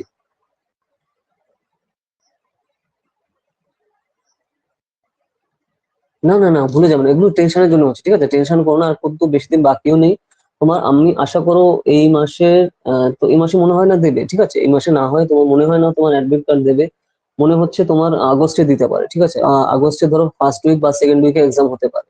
ঠিক আছে, এখানে তো আর বেশি দিন বাকি নেই তোমার, আগস্টের ধরো সেকেন্ড উইকে বা ম্যাক্সিমাম থার্ড উইকে এক্সাম হতে পারে, আগস্টেই এক্সাম হয়ে যাবে নেট এক্সাম। এখন অন্যান্য হচ্ছে তুমি ধরো তুমি সিম্পল আজকেও যদি তুমি যদি ইউজিসি নেট অফিসিয়াল ওয়েবসাইটে যাও, এখনো কিন্তু কোনো আপডেট আসেনি। ঠিক আছে, কারণ এখন তোমার সিইউটি এক্সামের জন্য কিন্তু সেটা বেশি এনটিএ সেই হিসাবে এখন খেয়াল করছে বেশি এখন। ঠিক আছে, সিইউটির এক্সাম যেটা চলছে গ্রাজুয়েশন আর পোস্ট গ্রাজুয়েশন এন্ট্রান্সের জন্য, সেটা নিয়ে বেশি কাজ করছে এরা। ইউজিসি নেট এক্সামের নিয়ে এখনো কিন্তু কোনো টাইপের কোনো তোমার অ্যাডমিট কার্ড আসেনি, তুমি যদি অফিসিয়াল ওয়েবসাইটে যাও তুমি কিন্তু পাবে না। ঠিক আছে, তো মোটামুটি যেটা আশা করা হচ্ছে ফার্স্ট উইক বা সেকেন্ড উইকে তোমার হতে পারে, মানে আগস্টের কথা আমি বলছি। ঠিক আছে, মানে আগস্টে দিকে তোমার এক্সাম হতে পারে। আর এখন তুমি অফিসিয়াল নোটিফিকেশন পেলে তুমি পেয়েই যাবে, আর তাছাড়া তোমার যে মোবাইল আছে, তোমার মোবাইলে কিন্তু এসএমএস আসবে, আর বা তোমার মেলেও কিন্তু মেলে চলে আসবে অফিসিয়াল মেল। ঠিক আছে, এগুলো কিন্তু চলে আসবে, তার জন্য টেনশন একদম করো না। ঠিক আছে, আর ওরকম ভেবো না। ঠিক আছে, আমি ভাববে যে আমি পজিটিভ, যে আমি পারবো। ঠিক আছে, যে যে কোশ্চেন আমি আমি পারবো, আমি পড়েছি, আমি রিভিশন দিয়েছি, আমি সিস্টেমেটিক্যালি ওয়েতে পড়েছি, কে কি পড়লো বা আশেপাশে পড়লো সেগুলো কিন্তু একদম পাত্তা দেবে না। আর দেখো এই জিনিসটা আরো হতে পারে, ধরো তুমি তুমি এক্সাম হলে দেখলে তোমার পাশে একজন হেভি পরপর লিখে যাচ্ছে, ঠিক আছে পরপর করে যাচ্ছে, আর তোমার একটা দুটো পাচ্ছ না, তো তার দিকে তাকাবে না, বা তার দিকে যদি তাকিয়ে দেখা গেল তোমার উল্টে তুমি টেনশনে পড়ে গেলে যে ইস, এ আমার পাশে বসে এত তাড়াতাড়ি পরপর সব করে যাচ্ছে আর আমি কিছু পারছি না, এটা কি করে হবে। ওরকম কিন্তু ব্যাপার নেই, তার সে সবগুলো পরপর করছে বলে যে তার সবগুলো হয়ে যাবে কিন্তু তা কিন্তু না। ঠিক আছে, তো ভুলও করতে পারে। ঠিক আছে, আবার অনেকে কিন্তু এমনি দেওয়ার জন্য দেয়, ও ঠিক আছে বাড়ি থেকে বলেছে একটু নেট এক্সাম দিয়ে একটু দিয়ে আসি, এরকম ক্যান্ডিডেট প্রচুর লাখ লাখ থাকে। ঠিক আছে, কারণ তুমি ভাবো কতজন এক্সাম দিচ্ছে আর কজন মাত্র পাস করে, তাই না? তো তার মানে কি সবাই কি প্রিপারেশন নিয়ে নেয়? সবাই কি প্রিপারেশন করে যায় না? যায় না। তো একটু আর কি বলছে বন্ধুরা দিচ্ছে আমি একটু দিই, আর বাড়ির দিকে বলছে একটু ঠিক আছে একটু এক্সামটা দিয়ে আসি, এরকম ব্যাপার। তো এরকম কিন্তু ক্যাজুয়ালি কিন্তু প্রচুর স্টুডেন্টরা দেয়। তো ওইরকম ভাবার কোনো ব্যাপার নেই, নিজের উপর ফেইথ রাখো, ঠিক আছে। এখন যে টাইমটা আছে সঠিকভাবে ইউজ করো।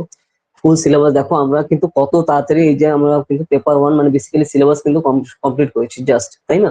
তুমি ভাবো তুমি কবে শুরু করেছো আমাদের পড়া? জানুয়ারি মাস থেকে না? আমরা কিন্তু 6 মাসে হ্যাঁ 6 মাসের মধ্যে ফুল সিলেবাস কমপ্লিট করে ফেলেছি, জাস্ট একটু ভাবো, তাই না? তো সেই হিসাবে হ্যাঁ হ্যাঁ, তো সেটাই বলছি, 6 মাসে নেটের তোমার এই পেপার কিন্তু সিলেবাস কিন্তু আমরা কমপ্লিট, তাই না? এটা কিন্তু আমরা কিন্তু লাস্ট চ্যাপ্টার করছি। তো তার জন্য তুমিও কিন্তু এই যে এত তাড়াতাড়ি তুমি এগোতে পেরেছো বলে আমি তাড়াতাড়ি এগোতে পেরেছি। নাহলে তুমি যদি আরো স্লো চলতে আমার কিন্তু তাহলে পারতাম না আমি শেষ করতে, তাই না? তো নিজেকে এরকম কম ভাবার কোনো ব্যাপার নেই, তুমি অনেকের থেকেই অনেক ফার্স্ট আছো। তার জন্যই দেখো আমরা এত তাড়াতাড়ি কিন্তু কমপ্লিট করতে পেরেছি, তাই না? কারণ আমরা কিন্তু বেসিক যে জিনিসগুলো 11-12 দেখো যে বইগুলো সেগুলো আমরা কমপ্লিট করেছি। তারপরে কিন্তু এই যে পেপার ওয়ান কমপ্লিট করেছি, পেপার ওয়ান কিন্তু হিউজ জিনিস, তাই না? তো সেগুলো কিন্তু আমরা দেখো কত তাড়াতাড়ি কমপ্লিট করেছি। তুমি সেই সাথে সাথে এগোতে পেরেছো, তার জন্য আমি এত তাড়াতাড়ি কমপ্লিট করতে পেরেছি, তাই না? তো সেই ব্যাপারটা রয়েছে। এবং এখন কাজ হচ্ছে যেটা তুমি করেছো, তো তার মানে তুমি পেরেছো বলেই তো তুমি এতদূর এগোতে পেরেছো, তাই না? তো তার জন্য এরকম টেনশন এখন করার ব্যাপার নেই, তুমি অনেকের থেকেই ভালো, ঠিক আছে? তো তার জন্যই আমি তার তুমি পেরেছো, তাই না? কারণ আমরা ফুল সিলেবাস ওখানে কমপ্লিট করেছি 11-12 সেই জিনিসগুলো, ওই জিনিসগুলোই গ্রাজুয়েশন পোস্ট গ্রাজুয়েশন রয়েছে, তাই না? ওটা বেসিক। আর এটা একদম পুরো অজানা, এই সাবজেক্ট জীবনে কোনোদিন তুমি পড়োনি, ঠিক আছে? কারণ এই যে পেপার ওয়ানটা এটা আমাদের কখনো পড়ানো হয় না, স্কুল হোক বা কলেজে হোক বা ইউনিভার্সিটিতে হোক। ইউনিভার্সিটি সিলেবাসেও কিন্তু এর এক লাইনও নেই কোথাও, পুরোটাই নতুন। প্রত্যেকটা স্টুডেন্টকে এই জিনিসটা পড়তে হয়, আর আর্টসের তো আরো নতুন, আর্টসে যারা পড়ছে। তো তার জন্য এগুলো তুমি করতে পেরেছো, তো তুমি সেই হিসাবে এগোতে পেরেছোই বলে আমি এত তাড়াতাড়ি আমরা কমপ্লিট করতে পেরেছি। তো তার জন্য কম ভাবার কোনো ব্যাপার নেই, ঠিক আছে? তুমি যেটা করছো অনেক ভালো করছো এবং সেটা তুমি ফোকাস করো, ঠিক আছে? এবং যেন ঘাবড়ে না যাও এক্সাম হলে, এই জিনিসটা তোমার মাথায় রাখা দরকার। কন্টিনিউয়াসলি জিনিসগুলো তুমি এখন রিভিশন দেবে, কারণ যে যে টাইম গুলো আছে, আজকে কয় তারিখ দেখো, উম, আজকে হচ্ছে 23 তারিখ, এখনো তোমার যে যে টাইম গুলো আছে অনেক দিন আছে, আজকে এখনো তোমার 7-8 দিন রয়েছে আমাদের এই মাসে, আর ওই মাসে তুমি ধরো এখনো 10-15 দিন তো অ্যাটলিস্ট, তারও বেশি, বা সেকেন্ড উইক বা থার্ড উইকেও এক্সাম হতে পারে, ওরকম কোনো ব্যাপার নেই। কারণ এক্স্যাক্টলি ডেট কিন্তু বলে দেয়নি, বুঝতে পেরেছো রাখি? হয়তো তুমি নিশ্চয়ই তো জানো, তাই না? নেটের এক্সামের ডেট কিন্তু এখনো বলে দেয়নি, মানে পলিটিক্যাল সায়েন্স আমি কথা বলছি, অন্যান্য সাবজেক্টের কথা আলাদা, অন্যান্য সাবজেক্ট কি হোক তা আমাদের জানার দরকার নেই। কারণ আমরা তো অন্যান্য সাবজেক্টে এক্সাম দেবো না, আমরা যেটা দেবো আমাদের সেটা খালি জানার দরকার যে আমাদের ডেট কবে। তো সেই হিসাবে আমাদের করতে হবে। তো মোটামুটি তুমি আশা করো যে আগস্টের ফার্স্ট অথবা সেকেন্ড উইকে তুমি অ্যাডমিট কার্ড পেয়ে যাবে। তো তাহলে অ্যাডমিট কার্ড পেয়ে গেলে তুমি তাহলে সেখানে দেওয়া থাকবে যে তোমার এক্সামটা হবে কবে।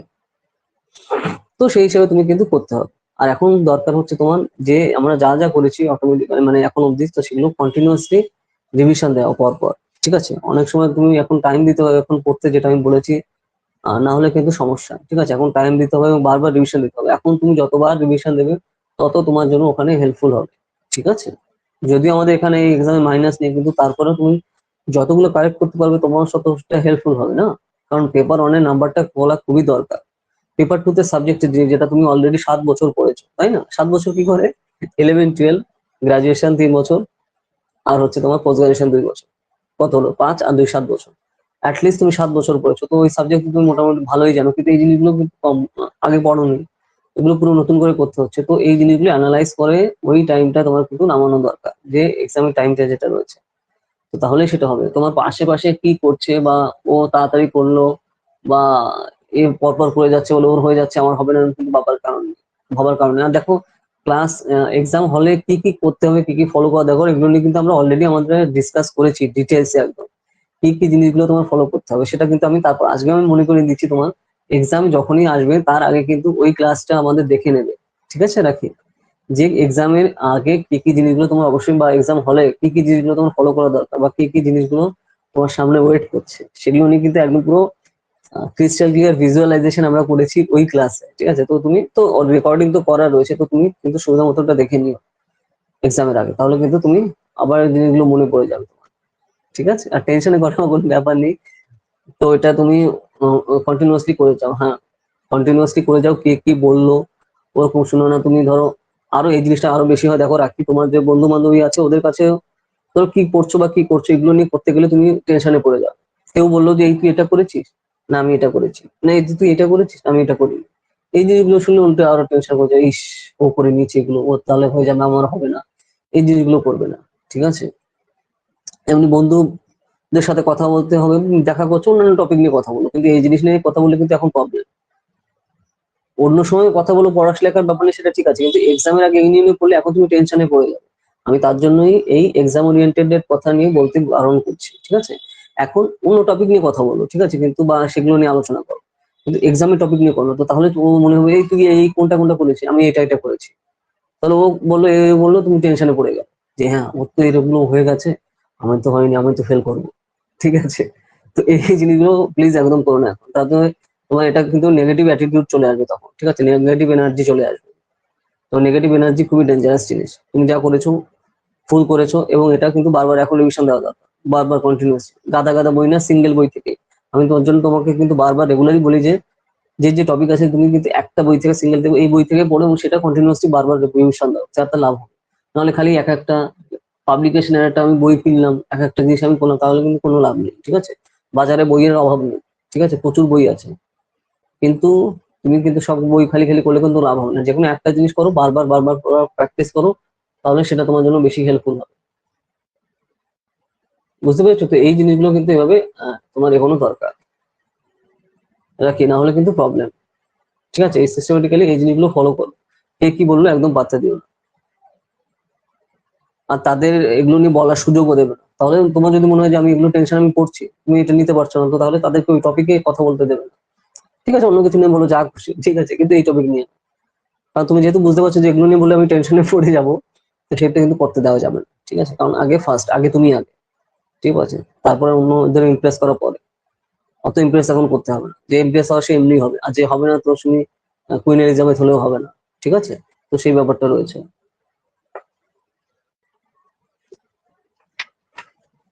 ঠিক আছে, তো দেখো এবার আমরা আবার ফিরে যাই, যে ল্যাঙ্গুয়েজ ইউনিভার্সিটি আমরা যেগুলো বলছিলাম, এই লিস্টগুলো তো তোমার মনে রাখতে হবে, যে কোন ল্যাঙ্গুয়েজ ইউনিভার্সিটি কোথায় রয়েছে, আর ক্লাসিক্যাল ল্যাঙ্গুয়েজ গুলো কোনটা, আর কোন সালে কোন কোন ল্যাঙ্গুয়েজ তোমার ক্লাসিক্যাল ল্যাঙ্গুয়েজের দরজা পেয়েছিল। যেরকম দেখো 2004 সালে ক্লাসিক্যাল ল্যাঙ্গুয়েজ এখানে আসছে কি তামিল, তারপর 2014 সালে কোনটা আসছে তোমার উড়িয়া, ঠিক আছে? তো সাহিত্য একাডেমি পুরস্কার এখান থেকে দেওয়া হচ্ছে।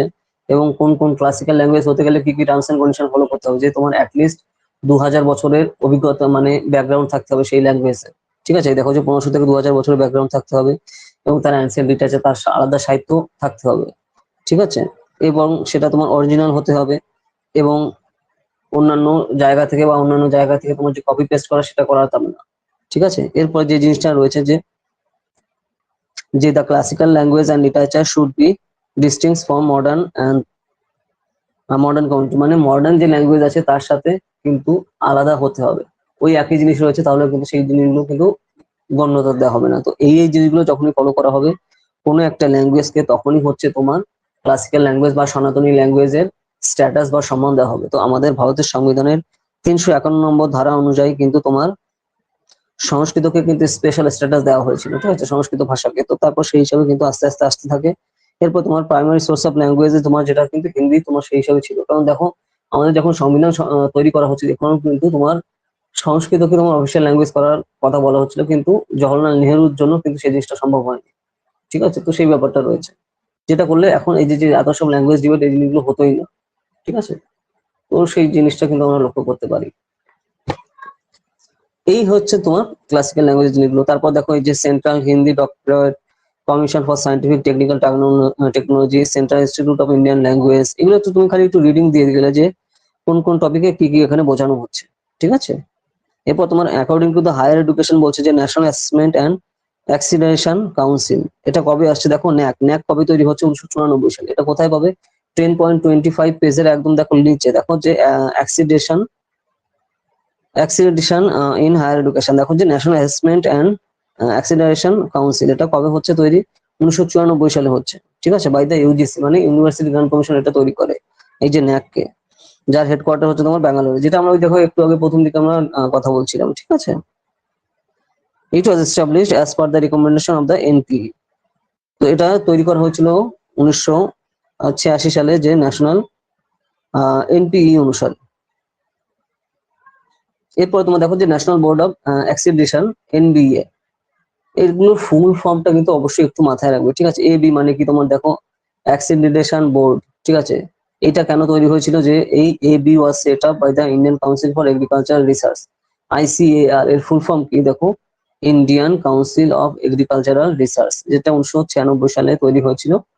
পরবর্তীতে কিন্তু আস্তে আস্তে এখানে আমরা বিভিন্ন ধরনের চেঞ্জ আমরা দেখতে পাই। তো এই যে সকল সংস্থাগুলো, এগুলো তো কবে আসছে, কি কি তৈরি করছে, তো এই ডেট এবং কাজগুলো কিন্তু তোমার মাথায় রাখা দরকার। তাহলে এমসিকিউ যে টাইপের আসুক তোমার কিন্তু করতে সুবিধা হবে। কারণ এখানে দেখো হিউজ হিউজ ডাটা এখানে রয়েছে, যেটা দেখো আমরা গতদিনও বলেছিলাম যে গতদিনও আমরা চ্যাপ্টার যে পার্ট গুলো করেছিলাম সেখানেও কিন্তু প্রচুর ডাটা ছিল। এখানেও কিন্তু সেম জিনিস রয়েছে, যে জিনিসগুলো কিন্তু তোমার বারবার কিন্তু সেগুলো মনে রাখা দরকার এবং সেগুলো প্র্যাকটিস করা দরকার, তাহলে অটোমেটিক্যালি তোমার কিন্তু মনে পড়ে যাবে। ঠিক আছে, কারণ এক্সাম হলে তুমি রিকল করা দরকার যে এই তোমার টার্মস এন্ড কন্ডিশনের ভ্যালুটা কি।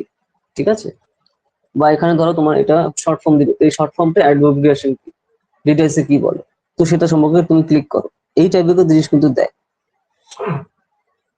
নাকি বুঝতে পারছো? এরপর যে কোন কোন জিনিসগুলো তোমার অবশ্যই ফলো করতে হবে বা দেখতে হবে। এখন নেক্সট আসছে তোমার দেখো নন কনভেনশনাল এডুকেশন, তোমার ওপেন অ্যান্ড ডিস্টেন্স লার্নিং। হ্যাঁ, ওপেন অ্যান্ড ডিস্টেন্স লার্নিং বলতে এই দেখো যে ওপেন লার্নিং যেরকম তোমার দেখো যারা ওপেন স্কুলে পড়ছে, ওপেন কলেজে পড়ছে, ওপেন ইউনিভার্সিটিতে পড়ছে, যেরকম কি ইগনুতে নেতাজি সুভাষ ওপেন ইউনিভার্সিটি আছে, সেইখানে কথা কিন্তু এরকম বলা হচ্ছে। ঠিক আছে, তো এখানে এরকম ন্যাশনাল ওপেন ইউনিভার্সিটি পরে পেজে যাওয়া যে যা যা আমরা বললাম ওই জিনিসটাই বলছে যে ন্যাশনাল ওপেন ইউনিভার্সিটি কিন্তু আছে, ন্যাশনাল যেটা কি ইগনু, যেরকম স্টেটে কি এই যে যেরকম আমাদের নেতাজি সুভাষ ওপেন ইউনিভার্সিটি, তো এরকম কিন্তু প্রচুর রয়েছে সেই হিসাবে। ঠিক আছে, তো তারপর দেখো ডিস্টেন্স এডুকেশন ইনস্টিটিউশন এখানে কিন্তু রয়েছে, তারপরে D E I and stand alone institution. Next হচ্ছে তোমার দেখো historical development in distance education. তো আমাদের দেশে হিস্টোরিক্যাল ডেভেলপমেন্ট কি, মানে ঐতিহাসিক ভাবে আমাদের ডিস্টেন্স এডুকেশন কি কিভাবে কাজ করছে, মানে তোমার এই যে ওপেন ইউনিভার্সিটি কি কিভাবে কাজ করছে ওপেন এডুকেশন, তো সেটা কিন্তু দেখো 1962 সালে Delhi university started the school of correspondence courses and continuing education. ঠিক আছে, এটা কিন্তু 1962 সালে তৈরি হচ্ছে এবং সেই হিসেবে কিন্তু বরাবর এগোচ্ছে। এবং surprisingly the education commission 1964 to 66 under the chairmanship of Dr. Dr. S. Kothari also perceived correspondence education as an answer to the increasing pressure of the number of the growing financial pressure and universities. ওকে, তো দেখো এখানে কি বলছে, এখানে হচ্ছে 1962 সালে আমাদের দেশে কিন্তু এই যে ওপেন ইউনিভার্সিটি সিস্টেম এটা তৈরি হচ্ছে। কারণ কনভেনশনাল যেরকম ইউনিভার্সিটি রয়েছে বা কলেজ রয়েছে সেখানে যে পরিমাণে আমাদের দেশের লোক, তাই না, আমাদের দেশে যে পরিমাণে লোক তাদেরকে এক জায়গায় বসে তাদের শিক্ষা দেওয়া সম্ভব হচ্ছে না। ঠিক আছে, বা যে সকল ইউনিভার্সিটি বা কলেজ রয়েছে তা আমাদের সারা দেশের যে লোক সংখ্যা 146 কোটি প্রায়, তো তাদের পড়ার জন্য উপযোগী না, মানে আরো দরকার। তো তার জন্য কিন্তু এই যে ওপেন ইউনিভার্সিটি কিন্তু অনেক হেল্পফুল হচ্ছে। তো যারা বিভিন্ন কাজ করছে বা কোনো ধরনের বিজনেস করছে বা অন্য কিছু করছে, তো তারাও কিন্তু এখানে এর সুবিধাটা নিতে পারছে যখন ওপেন ইউনিভার্সিটি হচ্ছে। কিন্তু না হলে কিন্তু তারা সেই মূর্খই থেকে যেত, তাই না? তো সেই ব্যাপারটা কিন্তু রয়েছে, তো ওইটার কথা এখানে পরপর এখানে বলা হচ্ছে। হিস্টোরিক্যাল ডেভেলপমেন্টটা ঠিক এইভাবেই আসছে। ঠিক আছে, এই দেখো এই যে 1962 বা 1970s এর কথা বলা হচ্ছে যে করেসপন্ডেন্স কোর্সের ফলে কিন্তু আগে প্রচুর পরিমাণে যারা শিক্ষা ছেড়ে দিত তারপরে সেগুলো তারা আবার পড়াশোনাতে যুক্ত হয়ে এবং আস্তে আস্তে তারা তাদের ভবিষ্যৎ গড়ার জন্য কিন্তু কাজ করছে। ঠিক আছে, এরপর তোমার যে দেখো ওপেন ইউনিভার্সিটি সিস্টেম 1988 সাল থেকে তৈরি হয়। তোমার মিনিস্ট্রি অফ এমএইচআরডি যে মিনিস্ট্রি আছে তোমার ন্যাশনাল এডুকেশন পলিসি সেখান থেকে চালু করছে। তারপরে সেগুলো যাতে সারা দেশ জুড়ে আস্তে আস্তে সেটা আরো অভিজ্ঞতা বাড়তে থাকে এবং তার যাতে এরিয়া আরো বাড়তে থাকে তার জন্য বিভিন্ন ধরনের স্টেপ নেওয়া হয়। ঠিক আছে, যেরকম doctor B R Ambedkar open university was set up in Hyderabad in 1962। তো এরপরে হচ্ছে তোমার হায়দ্রাবাদে কিন্তু 1962 তে কিন্তু একটা ওপেন ইউনিভার্সিটি কিন্তু তৈরি হচ্ছে। ওকে, তো এই ব্যাপারগুলো কিন্তু তোমার কন্টিনিউয়াস মাথায় রাখতে হবে। এরপর দেখো যে তোমরা বলছিল ইগনু সম্পর্কে, এটা বলেছে ইগনু কি, Indira Gandhi national open university. তো ইগনু নিউ দিল্লিতে রয়েছে, এরা কি কি কাজ করে দেখো ডিটেলসে সব বলে দেওয়া রয়েছে, এদের কি কি জিনিস রয়েছে, টার্মস এন্ড কন্ডিশন। সারা পৃথিবীর মধ্যে সব থেকে বড় ইউনিভার্সিটি এটা, যে এখন দেখো প্রায় 45 কোটির উপরে স্টুডেন্ট এখানে কিন্তু ডাইরেক্টলি পড়াশোনা করে ইগনু ইউনিভার্সিটিতে। ঠিক আছে, তো এখানে আরো যেগুলো সাবসিডিয়ারি যেগুলো রয়েছে তোমার দেখো জ্ঞান বাণী যেটা তোমার এফএম রেডিও। ঠিক আছে, জ্ঞান দর্শন রয়েছে তোমার এডুকেশনাল টিভি চ্যানেল। ঠিক আছে, এরপর তোমার কম্পিউটার নেটওয়ার্ক প্রোগ্রামিং ইনস্ট্রাকশন এই জিনিসগুলো কিন্তু এখানে রয়েছে, যেরকম কিন্তু তোমার আমরা এগুলোতে দেখতে পাই। ঠিক আছে, তো সেটার কথা বলছে। এরপর দেখো যে IGNOU was secretariat of the consortium on open and distance learning in the global mega universities network initially supported by UNESCO. ঠিক আছে, পেয়েছো চ্যাপ্টার 10 এ তোমার এই যে পার্টগুলো, এই যে ইগনু পার্টের সম্পর্কে যে ডিটেলস করে দেওয়া হচ্ছে, এই জিনিস থেকে যে শুরু হলো তারপর এগুলো সম্পর্কে রয়েছে। তো এগুলো কিন্তু একটু তোমার বারবার পড়ে কিন্তু মনে রাখতে হবে, ঠিক আছে? এখানে কিন্তু দেখো রাখি বানানোর কিছু নেই, টু দা পয়েন্টে তোমার ডাটা খেয়াল রাখতে হবে এগুলো সম্পর্কে। বারবার বারবার পড়তে হবে, অটোমেটিক্যালি তুমি মনে থেকে যাবে, নতুন কিছু আর পড়ার দরকার নেই। তোমার এখানে জিনিসটা দরকার হচ্ছে বারবার তোমার রিভিশন দেওয়া, ঠিক আছে? বারবার পড়া, তাহলে তুমি কিন্তু খেয়াল রাখতে পারবে, না হলে কিন্তু মনে থাকবে না। ওকে, এরপর দেখো তোমার সাক্ষাতের কথা বলছে যে the one stop education portal was launched in 30 October 2006 to facilitate lifelong learning for students, teacher and employee, those who acknowledge free of cost. এটা তোমার কন্টেন্ট অ্যাডভাইজারি নেটওয়ার্ক থেকে আসছে, যেখানে তোমার কিন্তু কন্টিনিউয়াস এই কাজগুলো হবে।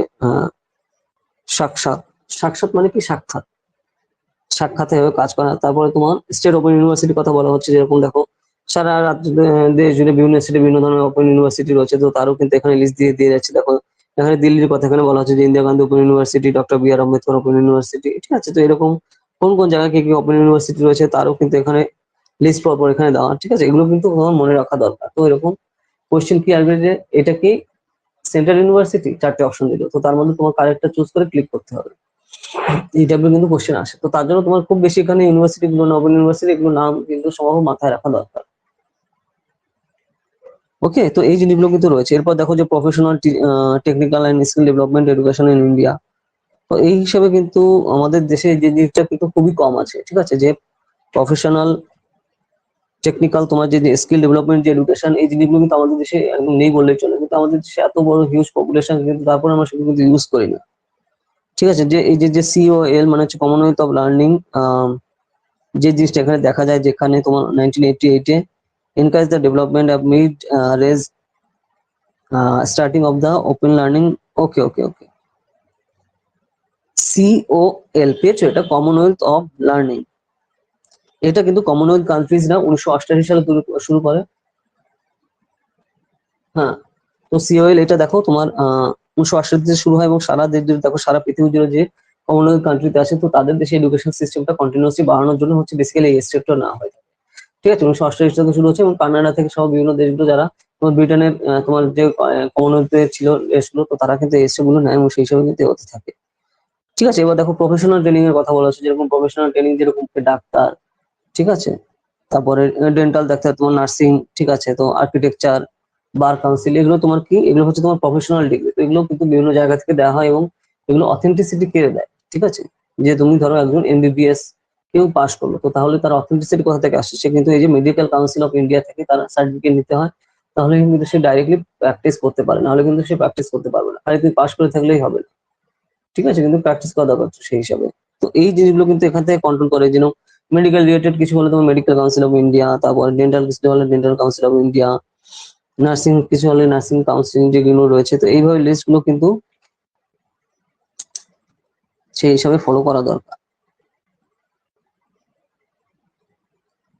ওকে, নেক্সট আছে তোমার টেকনিক্যাল এডুকেশন। তো টেকনিক্যাল এডুকেশন বলতে কিন্তু বিভিন্ন টাইপের জিনিস এখানে বোঝানো হচ্ছে, যে এখানে তোমার encouraging technology management, architecture, town planning. দেখো এই যে টেকনিক্যাল এডুকেশন লাস্টের যে পয়েন্ট এখানে বলছে, যে টেকনিক্যাল এডুকেশন মানে কারিগরি শিক্ষা, সোজা বাংলায় দেখো টেকনিক্যাল এডুকেশন হচ্ছে তোমার কারিগরি শিক্ষা। তো কারিগরি শিক্ষা শিক্ষিত হয়ে বিভিন্ন ধরনের কাজকর্ম কিন্তু অংশগ্রহণের জন্য কিন্তু এই জিনিসটা অত্যন্ত গুরুত্বপূর্ণ ভূমিকা পালন করে থাকে, ঠিক আছে? তো সেই জিনিসটা কিন্তু এখানে রয়েছে, তো সেই হিসেবে তোমার দেখা উচিত, তাহলে কিন্তু তোমার ক্লিয়ার হয়ে যাবে জিনিসটা যে কেন চলছে, কিভাবে চলছে। এরপর ওই যে লিস্ট গুলো দেওয়া হচ্ছে, যে আমাদের দেশে ইঞ্জিনিয়ারিং কলেজ কবে হচ্ছে, তো অন্যান্য কলেজ কবে হচ্ছে, তো সেই হিসেবে কিভাবে এগোচ্ছে, এগুলো কিন্তু লিস্ট দেওয়া রয়েছে। এরপর তোমার all India council for technical resource, তো এই যে টেকনিক্যাল এডুকেশনের কথা বলা হচ্ছে, তো টেকনিক্যাল এডুকেশন কবে শুরু হচ্ছে এবং সেই হিসাবে কিভাবে কাজ করছে, তো সেই জিনিসগুলো কিন্তু এখানে আমরা পরপর এখানে কিন্তু লক্ষ্য করছি। এগুলো কিন্তু দেখো পরপর একটু রিভিশন দিয়ে যাবে তুমি, ঠিক আছে? কাউন্সিল অফ আর্কিটেকচার, ঠিক আছে? MHRD funding institution, Indian institute of আচ্ছা টেকনোলজি, ঠিক আছে? যে যেটা কোন কোন জায়গায়, এটা কিন্তু দেখো ইন্ডিয়ান ইনস্টিটিউট অফ টেকনোলজি তুমি যখন পড়ছো, তো দেখো ভারতের প্রথম আইআইটি কোনটা, এটা কিন্তু আগে কোশ্চেন এসেছে। যেটা ভারতের যতগুলো আইআইটি আছে সবথেকে পুরনো হচ্ছে তোমার খড়গপুর আইআইটি, কবে স্থাপিত হয়েছে? 1951 সালে। তো এটা কিন্তু খুবই বেসিক জিনিস, কিন্তু তাও কিন্তু মনে রাখতে হবে। কিন্তু যদি এই টাইপের দিয়ে দেয়, তাহলে কিন্তু তুমি এক্সাক্ট ডেট না ইয়ার না জানলে কিন্তু প্রবলেম, ঠিক আছে? যে তার জন্য তোমার এই যে ডিসক্রিপশনটা কিন্তু এখানে দেওয়া দরকার। দেখো উপরের দিকে রয়েছে যে আইআইটি লিস্টটা, ঠিক আছে, এখানে পরপর পেয়েছো। তো তারপর সেই জিনিসটা দেখা, তারপর ম্যানেজমেন্টের লিস্ট রয়েছে, কোনটা কোন জায়গায় রয়েছে, কবে তৈরি এবং সেটা কি কাজে, এটা লিস্টগুলো কিন্তু তোমার বারবার এখানে পড়তে হবে এবং সেই অনুযায়ী কিন্তু এখানে ফলো করা দরকার, ঠিক আছে। তারপর দেখো national institute of technology, Indian institute of information technology, list of IITs, skill development in India. দেখো স্কিল ডেভেলপমেন্ট আমাদের দেশে বাড়ানোর জন্য বিভিন্ন টাইপের স্টেপ নেওয়া হচ্ছে, কিন্তু গভর্নমেন্ট অফ ইন্ডিয়া থেকে নিয়েছে এবং বিভিন্ন টাইমে তোমার কিন্তু আস্তে আস্তে আমরা বিভিন্ন স্টেপ নিয়েছি যাতে সময়ের আস্তে আস্তে সুবিধা হয়, ঠিক আছে। তুমি খুঁজে পেয়েছো তো? রাখে যে দেখো স্কিল ডেভেলপমেন্ট ইন ইন্ডিয়া, যেরকম দেখো কারিগরি বিভিন্ন ধরনের শিক্ষা দেওয়া হয়, যেরকম দেখো সেলাইয়ের শিক্ষা, বা ধরো অনেক সময় দেখো টিভি, ফ্রিজ, ওয়াশিং মেশিন এগুলো সারাই করার জন্য বিভিন্ন ধরনের কারিগরি শিক্ষা দেওয়া হয়ে থাকে সরকার থেকে, ঠিক আছে। যেরকম দেখো যে জর্জ টেলিগ্রাফ, দেখবে অনেক তুমি নাম শুনে থাকবে, জর্জ টেলিগ্রাফ, এরা কি কাজ করে, যেরকম কারিগরি বিভিন্ন শিক্ষা, এই যে টিভি, ফ্রিজ, ওয়াশিং মেশিন এগুলো সারাই করার জন্য বিভিন্ন শিক্ষা দেওয়া হয়।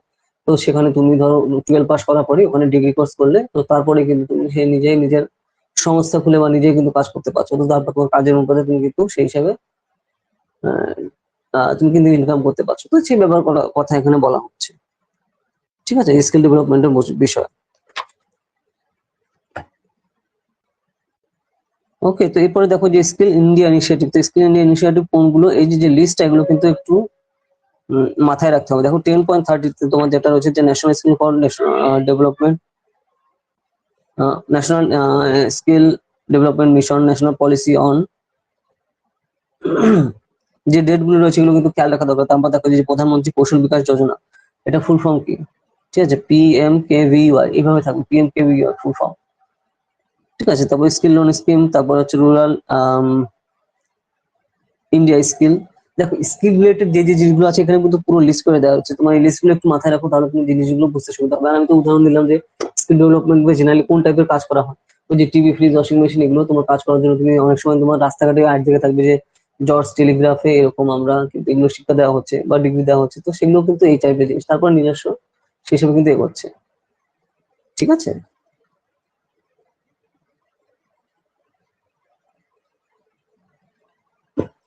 বুঝতে পেরেছো তো? তারপর দেখো এই যে ঠিক ওইভাবে আসছে তোমার আস্তে আস্তে সংস্কার ভারত, তারপর প্রগতি, Swami Vivekananda scholarship for single girl child, এইভাবে বিভিন্ন ভাবে ডিভাইড কিন্তু করা রয়েছে। National institute of for entrepreneur and small business development, তো এখানে যে যে ফুল ফুল ফর্ম গুলো একটু একটু মাথায় রাখতে হবে,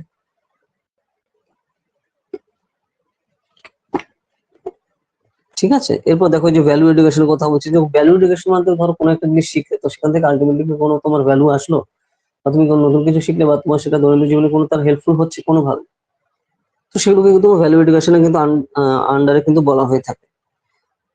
তো এখানে তোমার ভ্যালু এডুকেশন বলতে তোমার এডুকেশনের কথা বলেছে। দেখো যে কি ডেভেলপমেন্ট ইন ভ্যালু এডুকেশনে বলছে তোমার national commission of secondary education 1952, ঠিক আছে। তো সেই সম্পর্কে অবদান এখানে কিন্তু লেখা, বা এখানে আমরা কি কি জিনিস দেখতে পেয়েছি।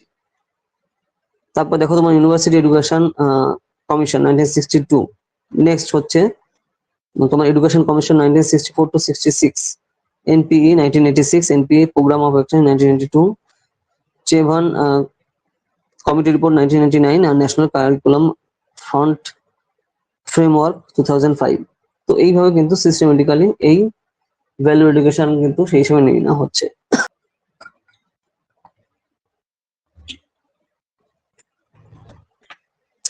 দেখো ভ্যালু এডুকেশন মানে কি, ভ্যালু এডুকেশন মানে হচ্ছে তুমি কোনো একটা জিনিস থেকে কোনো জিনিস তুমি শিখতে পারছো কিনা, নতুন জিনিস জানতে পারছো কিনা, বা তুমি নতুন কোনোভাবে কোনো জিনিসটা বুঝে সেটা তোমার লাইফে সেটা ইউজ করতে পারছো কিনা, সোজা বাংলায় এটাকে তোমার ভ্যালু এডুকেশন বলে, বুঝতে পেরেছো। আর তারপরে যে যে জিনিসগুলো রয়েছে, এই যে লিস্ট সহ কিন্তু ইয়ার গুলো মনে রাখতে হবে। এখানে দেখো পুরো লিস্টটা করে দেওয়া রয়েছে ভ্যালু এডুকেশন কবে কবে এসছে, আর সেগুলো আমরা কি কি দেখতে পেয়েছি। এটা কিন্তু তোমার লিস্ট অনুযায়ী ওই যে র্যাঙ্ক এবং ইয়ার গুলো কিন্তু মাথায় রাখতে হবে। খুঁজে পেয়েছো রাখি?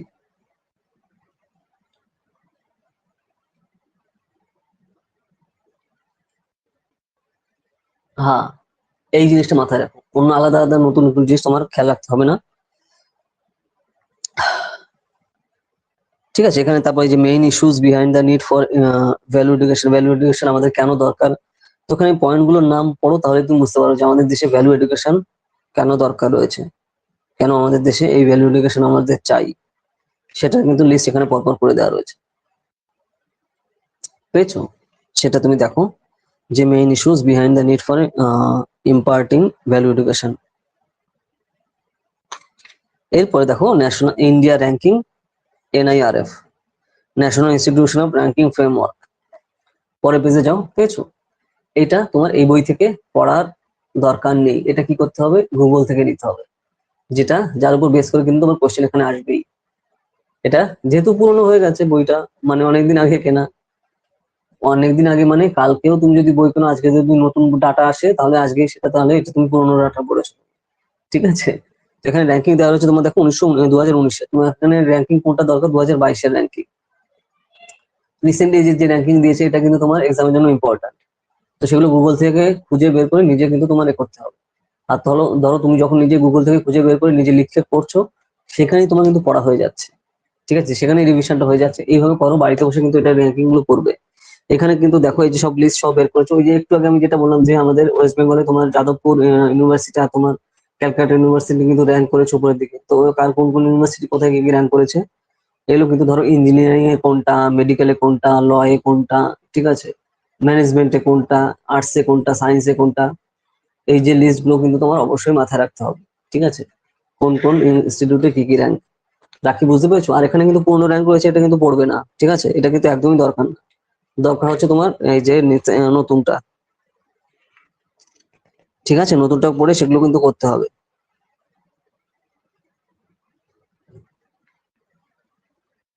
বুঝতে পেরেছো? তো সেই ব্যাপারটা গেল। এরপরে দেখো আমরা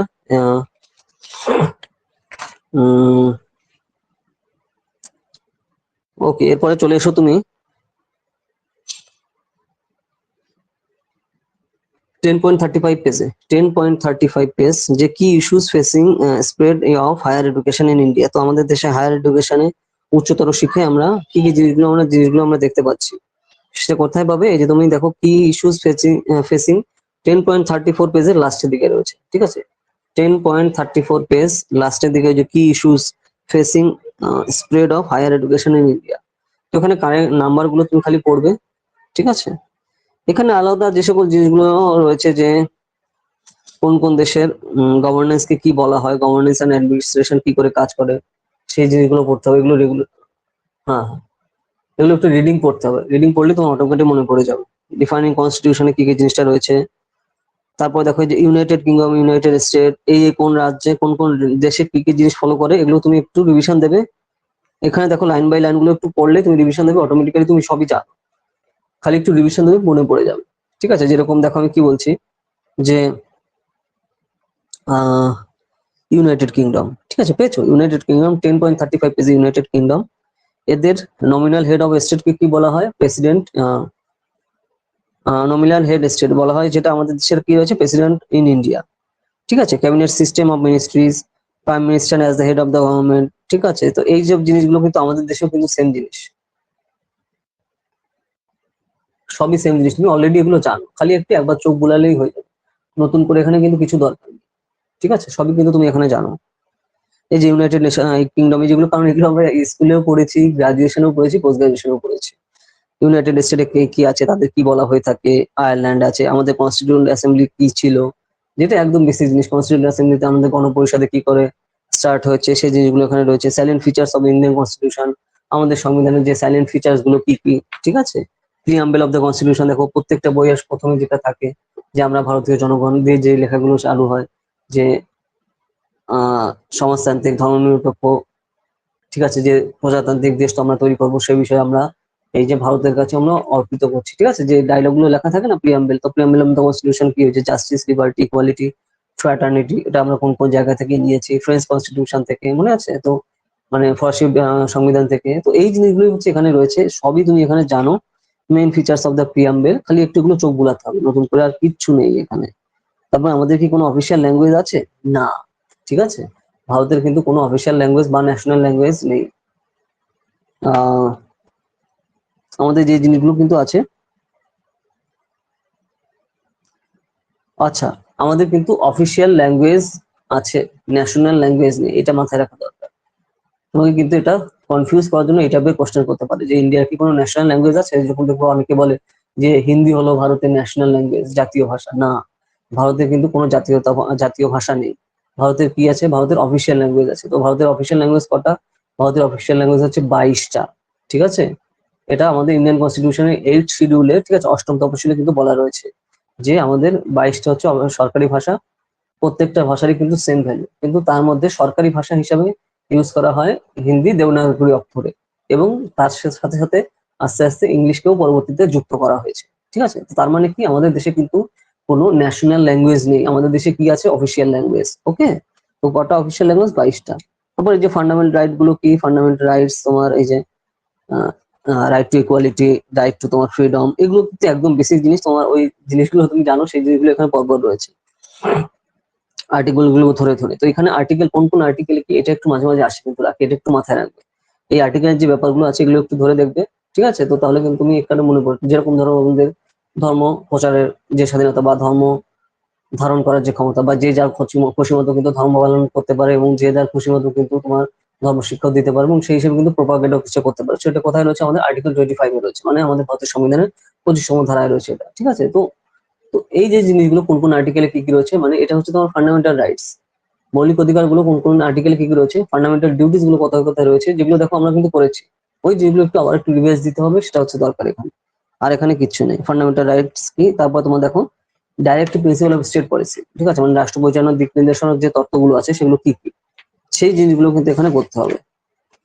অটোমেটিক্যালি আমরা এগুলো জানি। তারপরে দেখো কে আছে, প্রাইম মিনিস্টার অফ ইন্ডিয়া কে, আমাদের মানে ভারতের প্রধানমন্ত্রী কিভাবে নির্বাচিত হয়, তারপরে ভারতের রাষ্ট্রপতি কিভাবে নির্বাচিত হয়। তো এইটা কিন্তু ইম্পর্টেন্ট রাখি, যে ভারতের রাষ্ট্রপতি এখন যিনি আছেন ওনার একটু ব্যাকগ্রাউন্ডটা একটু দেখে যাবে, কারণ রিসেন্টলি তুমি জানো যে ইলেকশন হলো, তাই না? বুঝতে পারছো তো, আমাদের রিসেন্টলি ইলেকশন হলো না তোমার, রাষ্ট্রপতি ইলেকশন। তো ওনার একটু ব্যাকগ্রাউন্ডটা, ঠিক আছে, একটু কিন্তু নেটে দেখে দেখে যাবে। ঠিক আছে, আর তারপরে হচ্ছে তোমার রাষ্ট্রপতি নির্বাচনটা কি করে হয়, কোন টার্মস এন্ড কন্ডিশন এখানে ফলো করা হয়। হ্যাঁ হ্যাঁ, সেটা কিন্তু তোমার এক্সামের জন্য খুবই ইম্পর্টেন্ট হয়ে আসছে, কারণ যেহেতু রিসেন্টলি এটা হলো, কারেন্ট অ্যাফেয়ার্স এগুলো চলে আসছে, আর কারেন্ট অ্যাফেয়ার্স থেকে কিন্তু কোশ্চেন থাকেই। বুঝতে পারছো কথাটা? তো সেটা কিন্তু তোমার অ্যানালাইজ করা দরকার। তো এইগুলো কিন্তু তুমি একটু নেটটা ইউজ করবে, ইন্টারনেটটা ইউজ করে এগুলো দেখে দেখে লিখবে। তুমি দেখে দেখেই লেখো, ইন্টারনেটটা তুমি ধরো গুগল করে দেখে দেখে খাতায় লেখো, তাহলে এগুলো তোমার একটু মনে রাখা দরকার, কারণ এই জিনিসগুলো কিন্তু বইতে পাবে না, তাই না? কারণ রিসেন্টলি হচ্ছে এটা। তো তুমি এটা কোথায় পাবে? এই বইতে তো পাবে না। তো তার জন্য গুগল থেকে গিয়ে একটু নিজে লিখে তোমার প্র্যাকটিস করা দরকার আর কি। ঠিক আছে, এক্সামের আগে, কারণ এগুলো কিন্তু কারেন্ট অ্যাফেয়ার্স এর আন্ডারে পড়ছে। তারপর ভাইস প্রেসিডেন্ট তো আমরা কিন্তু নতুন পাচ্ছি। ঠিক আছে, তো এই যে জিনিসগুলো কিন্তু কি করে হচ্ছে এটা কিন্তু মাথায় রাখা দরকার। তারপর পার্লামেন্ট কি কিভাবে গঠিত, বেসিক জিনিস, যে লোকসভা রাজ্যসভা। ঠিক আছে, লোকসভায় কজন মেম্বার, রাজ্যসভায় কজন মেম্বার। ঠিক আছে, এই একটু আলট্রা বেসিক জিনিস, এগুলো একটু দেখতে হবে এখানে। ঠিক আছে, তারপরে স্পিকার লোকসভা কিভাবে নির্বাচিত হচ্ছে। ওকে, সুপ্রিম কোর্ট কি, আমাদের সুপ্রিম কোর্ট কি করে কাজ করে, হাইকোর্ট কি, হাইকোর্ট কি করে কাজ করে, আমাদের দেশে কটা হাইকোর্ট আছে। ধরো এই টাইপের কোশ্চেন কিন্তু আগে প্রিভিয়াস ইয়ারে এসছে, যে আন্দামান নিকোবর দ্বীপপুঞ্জ কোন হাইকোর্টের আন্ডারে রয়েছে। অ্যান্সার কি? অ্যান্সার হচ্ছে ক্যালকাটা হাইকোর্ট। ঠিক আছে, তো এরকম টাইপের কোশ্চেন তোমার কিন্তু আসতে পারে। তারপর তোমার দেখো ইউনিয়ন বাজেট কত নম্বর আর্টিকেলে রয়েছে, এটাও কোশ্চেন আসছে প্রিভিয়াস ইয়ারে, যে আমাদের ভারতের সংবিধানের 112 নম্বর ধারায় হচ্ছে তোমার ইউনিয়ন বাজেটের সম্পর্কে ডিটেলস বলা হয়েছে। ঠিক আছে, তারপরে তোমার দেখো যে আরটিআই মানে কি, রাইট টু ইনফরমেশন অ্যাক্ট, কবে এসছে। ঠিক আছে, তার ফিচার্স গুলো কি কি, লোকপাল লোকায়ুক্ত কবে আসছে, তারপরে তোমার নীতি আয়োগ কবে আসছে, আর গুডস এন্ড সার্ভিস ট্যাক্স, এটাও একটু দেখে যাও।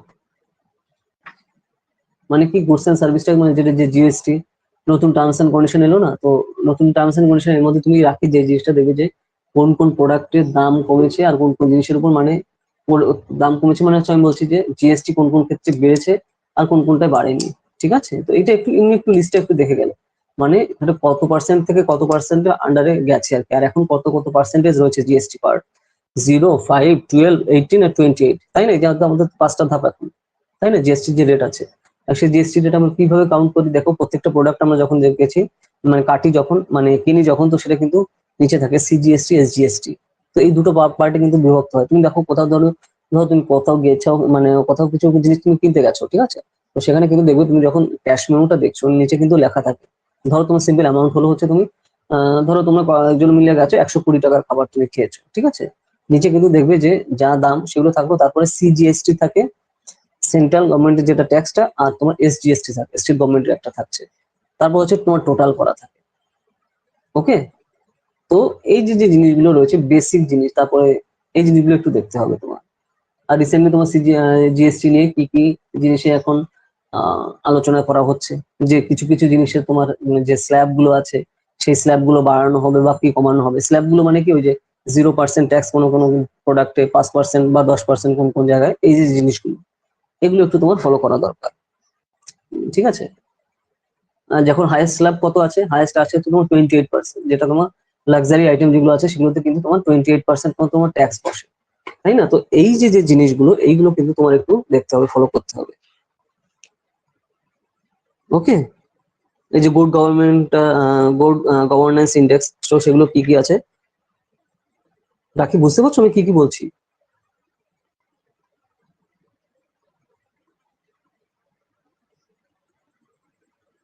হ্যাঁ হ্যাঁ, তো এই জিনিসগুলো কিন্তু বেসিক্যালি রয়েছে। তো তারপর এই যে দেখো গুড গভর্নেন্স ইন্ডেক্স, তো গুড গভর্নেন্স ইন্ডেক্সে কবে থেকে চালু করা হচ্ছে আমাদের দেশে? 2014 সাল থেকে। তো গুড গভর্নেন্স ইন্ডেক্সে কোন কোন রাজ্য এগিয়ে আছে, কোন কোন রাজ্য পিছিয়ে আছে, এই যে র্যাঙ্কিং গুলো, এটা একটু তুমি নেটে থেকে দেখে তোমার কিন্তু খাতায় তুমি লিখে তাহলে কিন্তু হয়ে গেল। ঠিক আছে, তো এইভাবে হচ্ছে আমাদের ফুল সিলেবাস কিন্তু কমপ্লিট। ঠিক আছে, চ্যাপ্টার কিন্তু কমপ্লিট আমাদের, এই জিনিসই কিন্তু রয়েছে টোটাল সব আমাদের সিলেবাসে। সিলেবাস কিন্তু দেখো এইভাবে হচ্ছে তোমার আমাদের হায়ার এডুকেশন কিন্তু কমপ্লিট হয়ে যাচ্ছে। ঠিক আছে,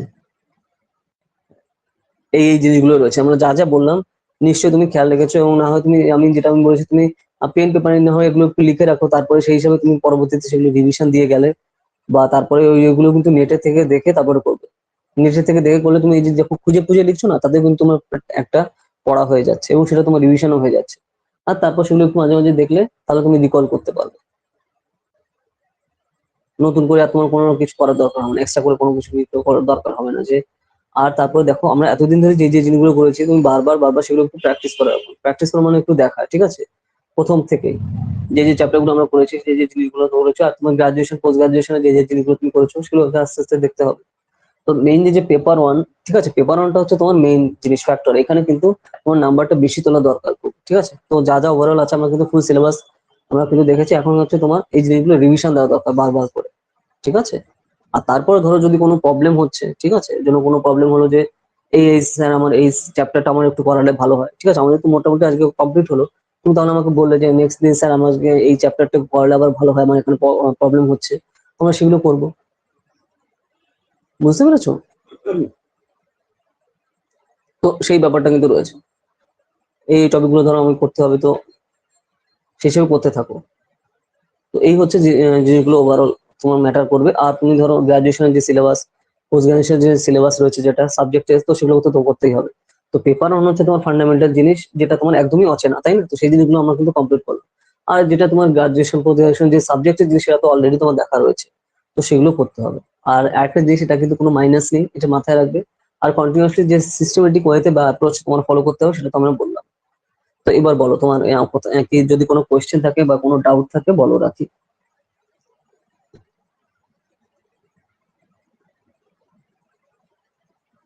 এরপরে কি রয়েছে, এরপরে হচ্ছে তোমার বইয়ে তোমার প্রিভিয়াস ইয়ারের কোশ্চেন রয়েছে ওই বইয়ে। ঠিক আছে, আমরা যে অবধি করলাম না, তো ওরপরে তো তুমি দেখবে তো অনেক পেজ রয়েছে বাকি, তো ওগুলো কি আছে, ওগুলোই হচ্ছে তোমার প্রিভিয়াস ইয়ারের কোশ্চেন রয়েছে। ঠিক আছে, কোশ্চেন ব্যাংক আর কি, মানে প্রিভিয়াস ইয়ারে কি কি কোশ্চেন এসছে নেটের, সেই কোশ্চেন তো তুমি সেগুলো ধরে ধরে কিন্তু তুমি প্র্যাকটিস করতে পারো। আর লাস্টে কিন্তু তার অ্যান্সারও দেওয়া রয়েছে, তুমি সাথে সাথে মিলিয়ে নিতে পারলে যে হ্যাঁ আমি এখানে স্যার আমাকে করতে বলেছে এই কোশ্চেন গুলো আমি করলাম, তো কোন কোনটা আমার ভুল গেল, তো তাহলে কিন্তু তুমি সাথে সাথে দেখে নিতে পারছো যে এই কোশ্চেন আমি করলে করেছি এবং আমার এই এই জায়গায় এই ভুলগুলো আমার যাচ্ছে। ঠিক আছে, তো সেই হিসাবে তুমি, স্যার আমাকে এজ পড়তে হবে, এজ পড়তে হবে মানে আগে পড়তে হবে তাই বলছো? হ্যাঁ, তো পড়তে তো হবে, পড়তে তো হবে। হ্যাঁ হ্যাঁ হ্যাঁ, না আমি চ্যাপ্টার করলাম বললাম মানে ওই যে যে পেজ আমরা যেখানে কমপ্লিট করলাম না, এরপরে কি আছে, এরপরে হচ্ছে তোমার প্রিভিয়াস ইয়ারের কোশ্চেন রয়েছে ওখানে, ওইখানে হচ্ছে চ্যাপ্টার শেষ, মানে হায়ার এডুকেশন হচ্ছে তোমার লাস্ট চ্যাপ্টার। এই যে যে টোটাল তুমি সিলেবাসটা যদি দেখো আমাদের ইউজিসি নেটের, ঠিক আছে, মানে লাস্ট চ্যাপ্টার হচ্ছে তোমার এই যে হায়ার এডুকেশন।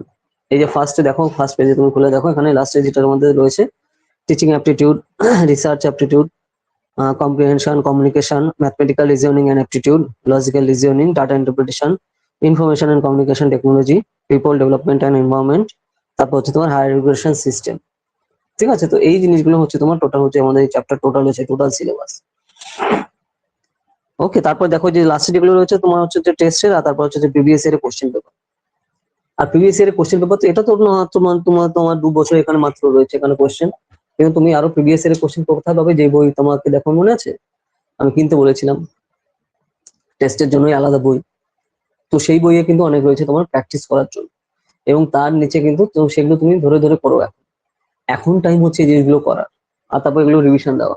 এক একটা তুমি দিন করো যে আমি আজকের দিনে এই এই এই টেস্টটা আমি আজকে দেবো, পরের দিনে আমি এটা দেবো, তারপরে সেটার পরে তুমি হচ্ছে অ্যান্সারটা দেখে নিলে, ঠিক আছে, যে কোনটা ভুল যাচ্ছে। তারপর ধরো তুমি কিছু কিছু বুঝতে পারলে না, ঠিক আছে, যে স্যার আমি এগুলো কমপ্লিট করেছি, আমি কিছু কিছু এই জায়গা আমার এই প্রবলেম হচ্ছে, এটা কেন হচ্ছে আমি বুঝতে পারছি না। আমাকে সেগুলো বলো, আমাকে সেগুলো দেখাও, ছবি তুলে আমাকে পাঠাও, ঠিক আছে, বা আমাকে বলো আমাদের যখন ক্লাস হবে তখন বলবো যে স্যার আমি এই টপিকে বুঝতে পারছি না, এটা কেন হলো। তো সেগুলো নিয়ে আমরা ডিসকাস করবো, কারণ এখানেও হচ্ছে তোমার যে যে জায়গায় ভুল হচ্ছে সেটা কমপ্লিট করা দরকার এখন, ঠিক আছে, যে ওভারকাম করা দরকার, যাতে ওই ভুলটা তোমার ফাইনাল এক্সামে গিয়ে না হয়, ঠিক আছে, যেটা কদিন পর হতে চলেছে। বুঝতে পেরেছো রাখি? হ্যাঁ, তো এখন হচ্ছে সেইভাবে এগোতে হবে, যে তোমাদের এখানে সিলেবাসটা এই হচ্ছে। এবার হচ্ছে তোমার যে যে জায়গায় যা যা প্রবলেম হচ্ছে, যে যে টপিকে হচ্ছে প্রবলেম, সেই জিনিসগুলো আমরা ডিটেলসে ডিসকাস করবো আস্তে আস্তে, ঠিক আছে। সিলেবাস আমাদের হলে এবার হচ্ছে ডিটেলসে ডিসকাস করবো যে এই জায়গায় এই প্রবলেম হচ্ছে, যাতে এখন ভুল হোক, যতবার ভুল হোক তত ভালো, ঠিক আছে, কিন্তু ওইখানে যেন ভুল না হয়, ঠিক আছে, তার জন্য হচ্ছে আমাদের এখনকার অ্যাপ্রোচটা সেরকম হবে। বুঝতে পারছো? সিলেবাস তো আমাদের হয়ে গেল, কিন্তু এখন অ্যাপ্রোচটা হবে হচ্ছে এক্সামের আগে অব্দি, মানে যে সেইটা আমার যেন নেক্সট টাইম আমার না হয়, যেন ওখানে গিয়ে আমি না করি, ঠিক আছে। তো সেই সময় তুমি করতে থাকো, নেক্সট উইকে বা তারপরের উইকে আমাদের যে ক্লাসগুলো আছে, কারণ এখনো তোমার এক্সাম হতে দেরি আছে, ঠিক আছে, এক্সাম হতে এখনো দেরি আছে, কারণ যেটা তুমি বুঝতেই পারছো আমি যেটা বললাম সিইউটির এক্সামের জন্য, মানে ওই বাচ্চাদের যারা তোমার কলেজে ফার্স্ট ইয়ারে পড়বে তাদের জন্য যে সিইউটি বিএ বিএসসি এক্সাম, ঠিক আছে, আবার সিইউটির এমএ এমএসসির এক্সাম আছে আলাদা আলাদা। তো এগুলো হবে, তারপরে হচ্ছে মনে হয় কবে কি ডেট টেট এখনো কোনো ঠিক নেই, তো অফিসিয়ালি তুমি মনে করো মানে মোটামুটি এখনো টাইম লাগবে, ঠিক আছে। আর তারপর নতুন নতুন টার্মস এন্ড কন্ডিশন তো এরা চালুই করছে ইচ্ছা মতন যা খুশি, মানে ক্যান্ডিডেটদের যেতে টেনশন হতে পারে বা মাথা খারাপ হতে পারে, এইসব জিনিসের মধ্যে তাদের কোনো যায় আসে না, ঠিক আছে, বেসিক্যালি এই হচ্ছে ব্যাপার। তো যাই হোক, আর কি করা যাবে, এটাই আর কি। বুঝতে পেরেছো তো রাখি আমি কি কি বললাম এতক্ষণ ধরে? কারণ এই জিনিসগুলো এই অ্যাপ্রোচটা এখন ফলো করা দরকার, ঠিক আছে, কারণ যে যে টাইমটা আছে এই টাইমটা খুবই ক্রুশিয়াল, এবং তুমি যেভাবে যতটা ঠিকঠাক সিস্টেমেটিক্যালি এটা ইউজ করবে এই টাইমটা, তত তোমার জন্য সেটা হেল্পফুল হবে এক্সামে। কারণ যে কদিন এখনো কিন্তু অনেক দিনই বাকি আছে, জাস্ট তুমি ভাবো এই মাসের যে কদিন আছে, তারপর নেক্সট মাসের তোমার নেক্সট মান্থে তোমার থার্ড উইক বা যে উইকে হবে এখনো কোনো ঠিক নেই, কারণ কোনো এখনো কিন্তু অফিসিয়াল কোনো আপডেট আসেনি। আমি কালকেও আমি তোমার সাইটে দেখছিলাম, ঠিক আছে, আমি ইউজিসি নেটের যে অফিসিয়াল সাইটে কালকেও আমি দেখছিলাম, এখনো কোনো টাইপের কোনো আপডেট আসেনি তোমাদের। তো তার জন্য যেটা তো তুমি জানো, যদি আপডেট আসে তো তার উপর আমি ভিডিও করবো, তো সেগুলো যেহেতু আপডেট কোনো আসেনি তো ভিডিও করার কোশ্চেনও আসে না, ঠিক আছে, কোনো যেহেতু আমরা যে যে টপিকে ভিডিও করি যদি কোনো আপডেট আসে, তো সেগুলো কোনো আপডেটও আসেনি। তো তার জন্য বেসিক্যালি এখন ওয়েট করতে হবে। তাও মাঝে মাঝে তুমি কি করবে, মাঝে মাঝে তুমি গুগলে যেগুলো বললাম ওগুলো তো তুমি দেখবেই, আর তারপরে একটু ইউজিসি নেটের যে অফিসিয়াল ওয়েবসাইট আছে মাঝে মাঝে একটু খুলে খুলে দেখবে যে কোথাও কোনো আপডেট এলো কি এলো না, ঠিক আছে। তো তারপর সেই হিসাবে আমরা, তো সেই হিসাবে তো তুমি বুঝতেই পারছো, তো সেই হিসাবে স্টেপ গুলো নিতে হবে।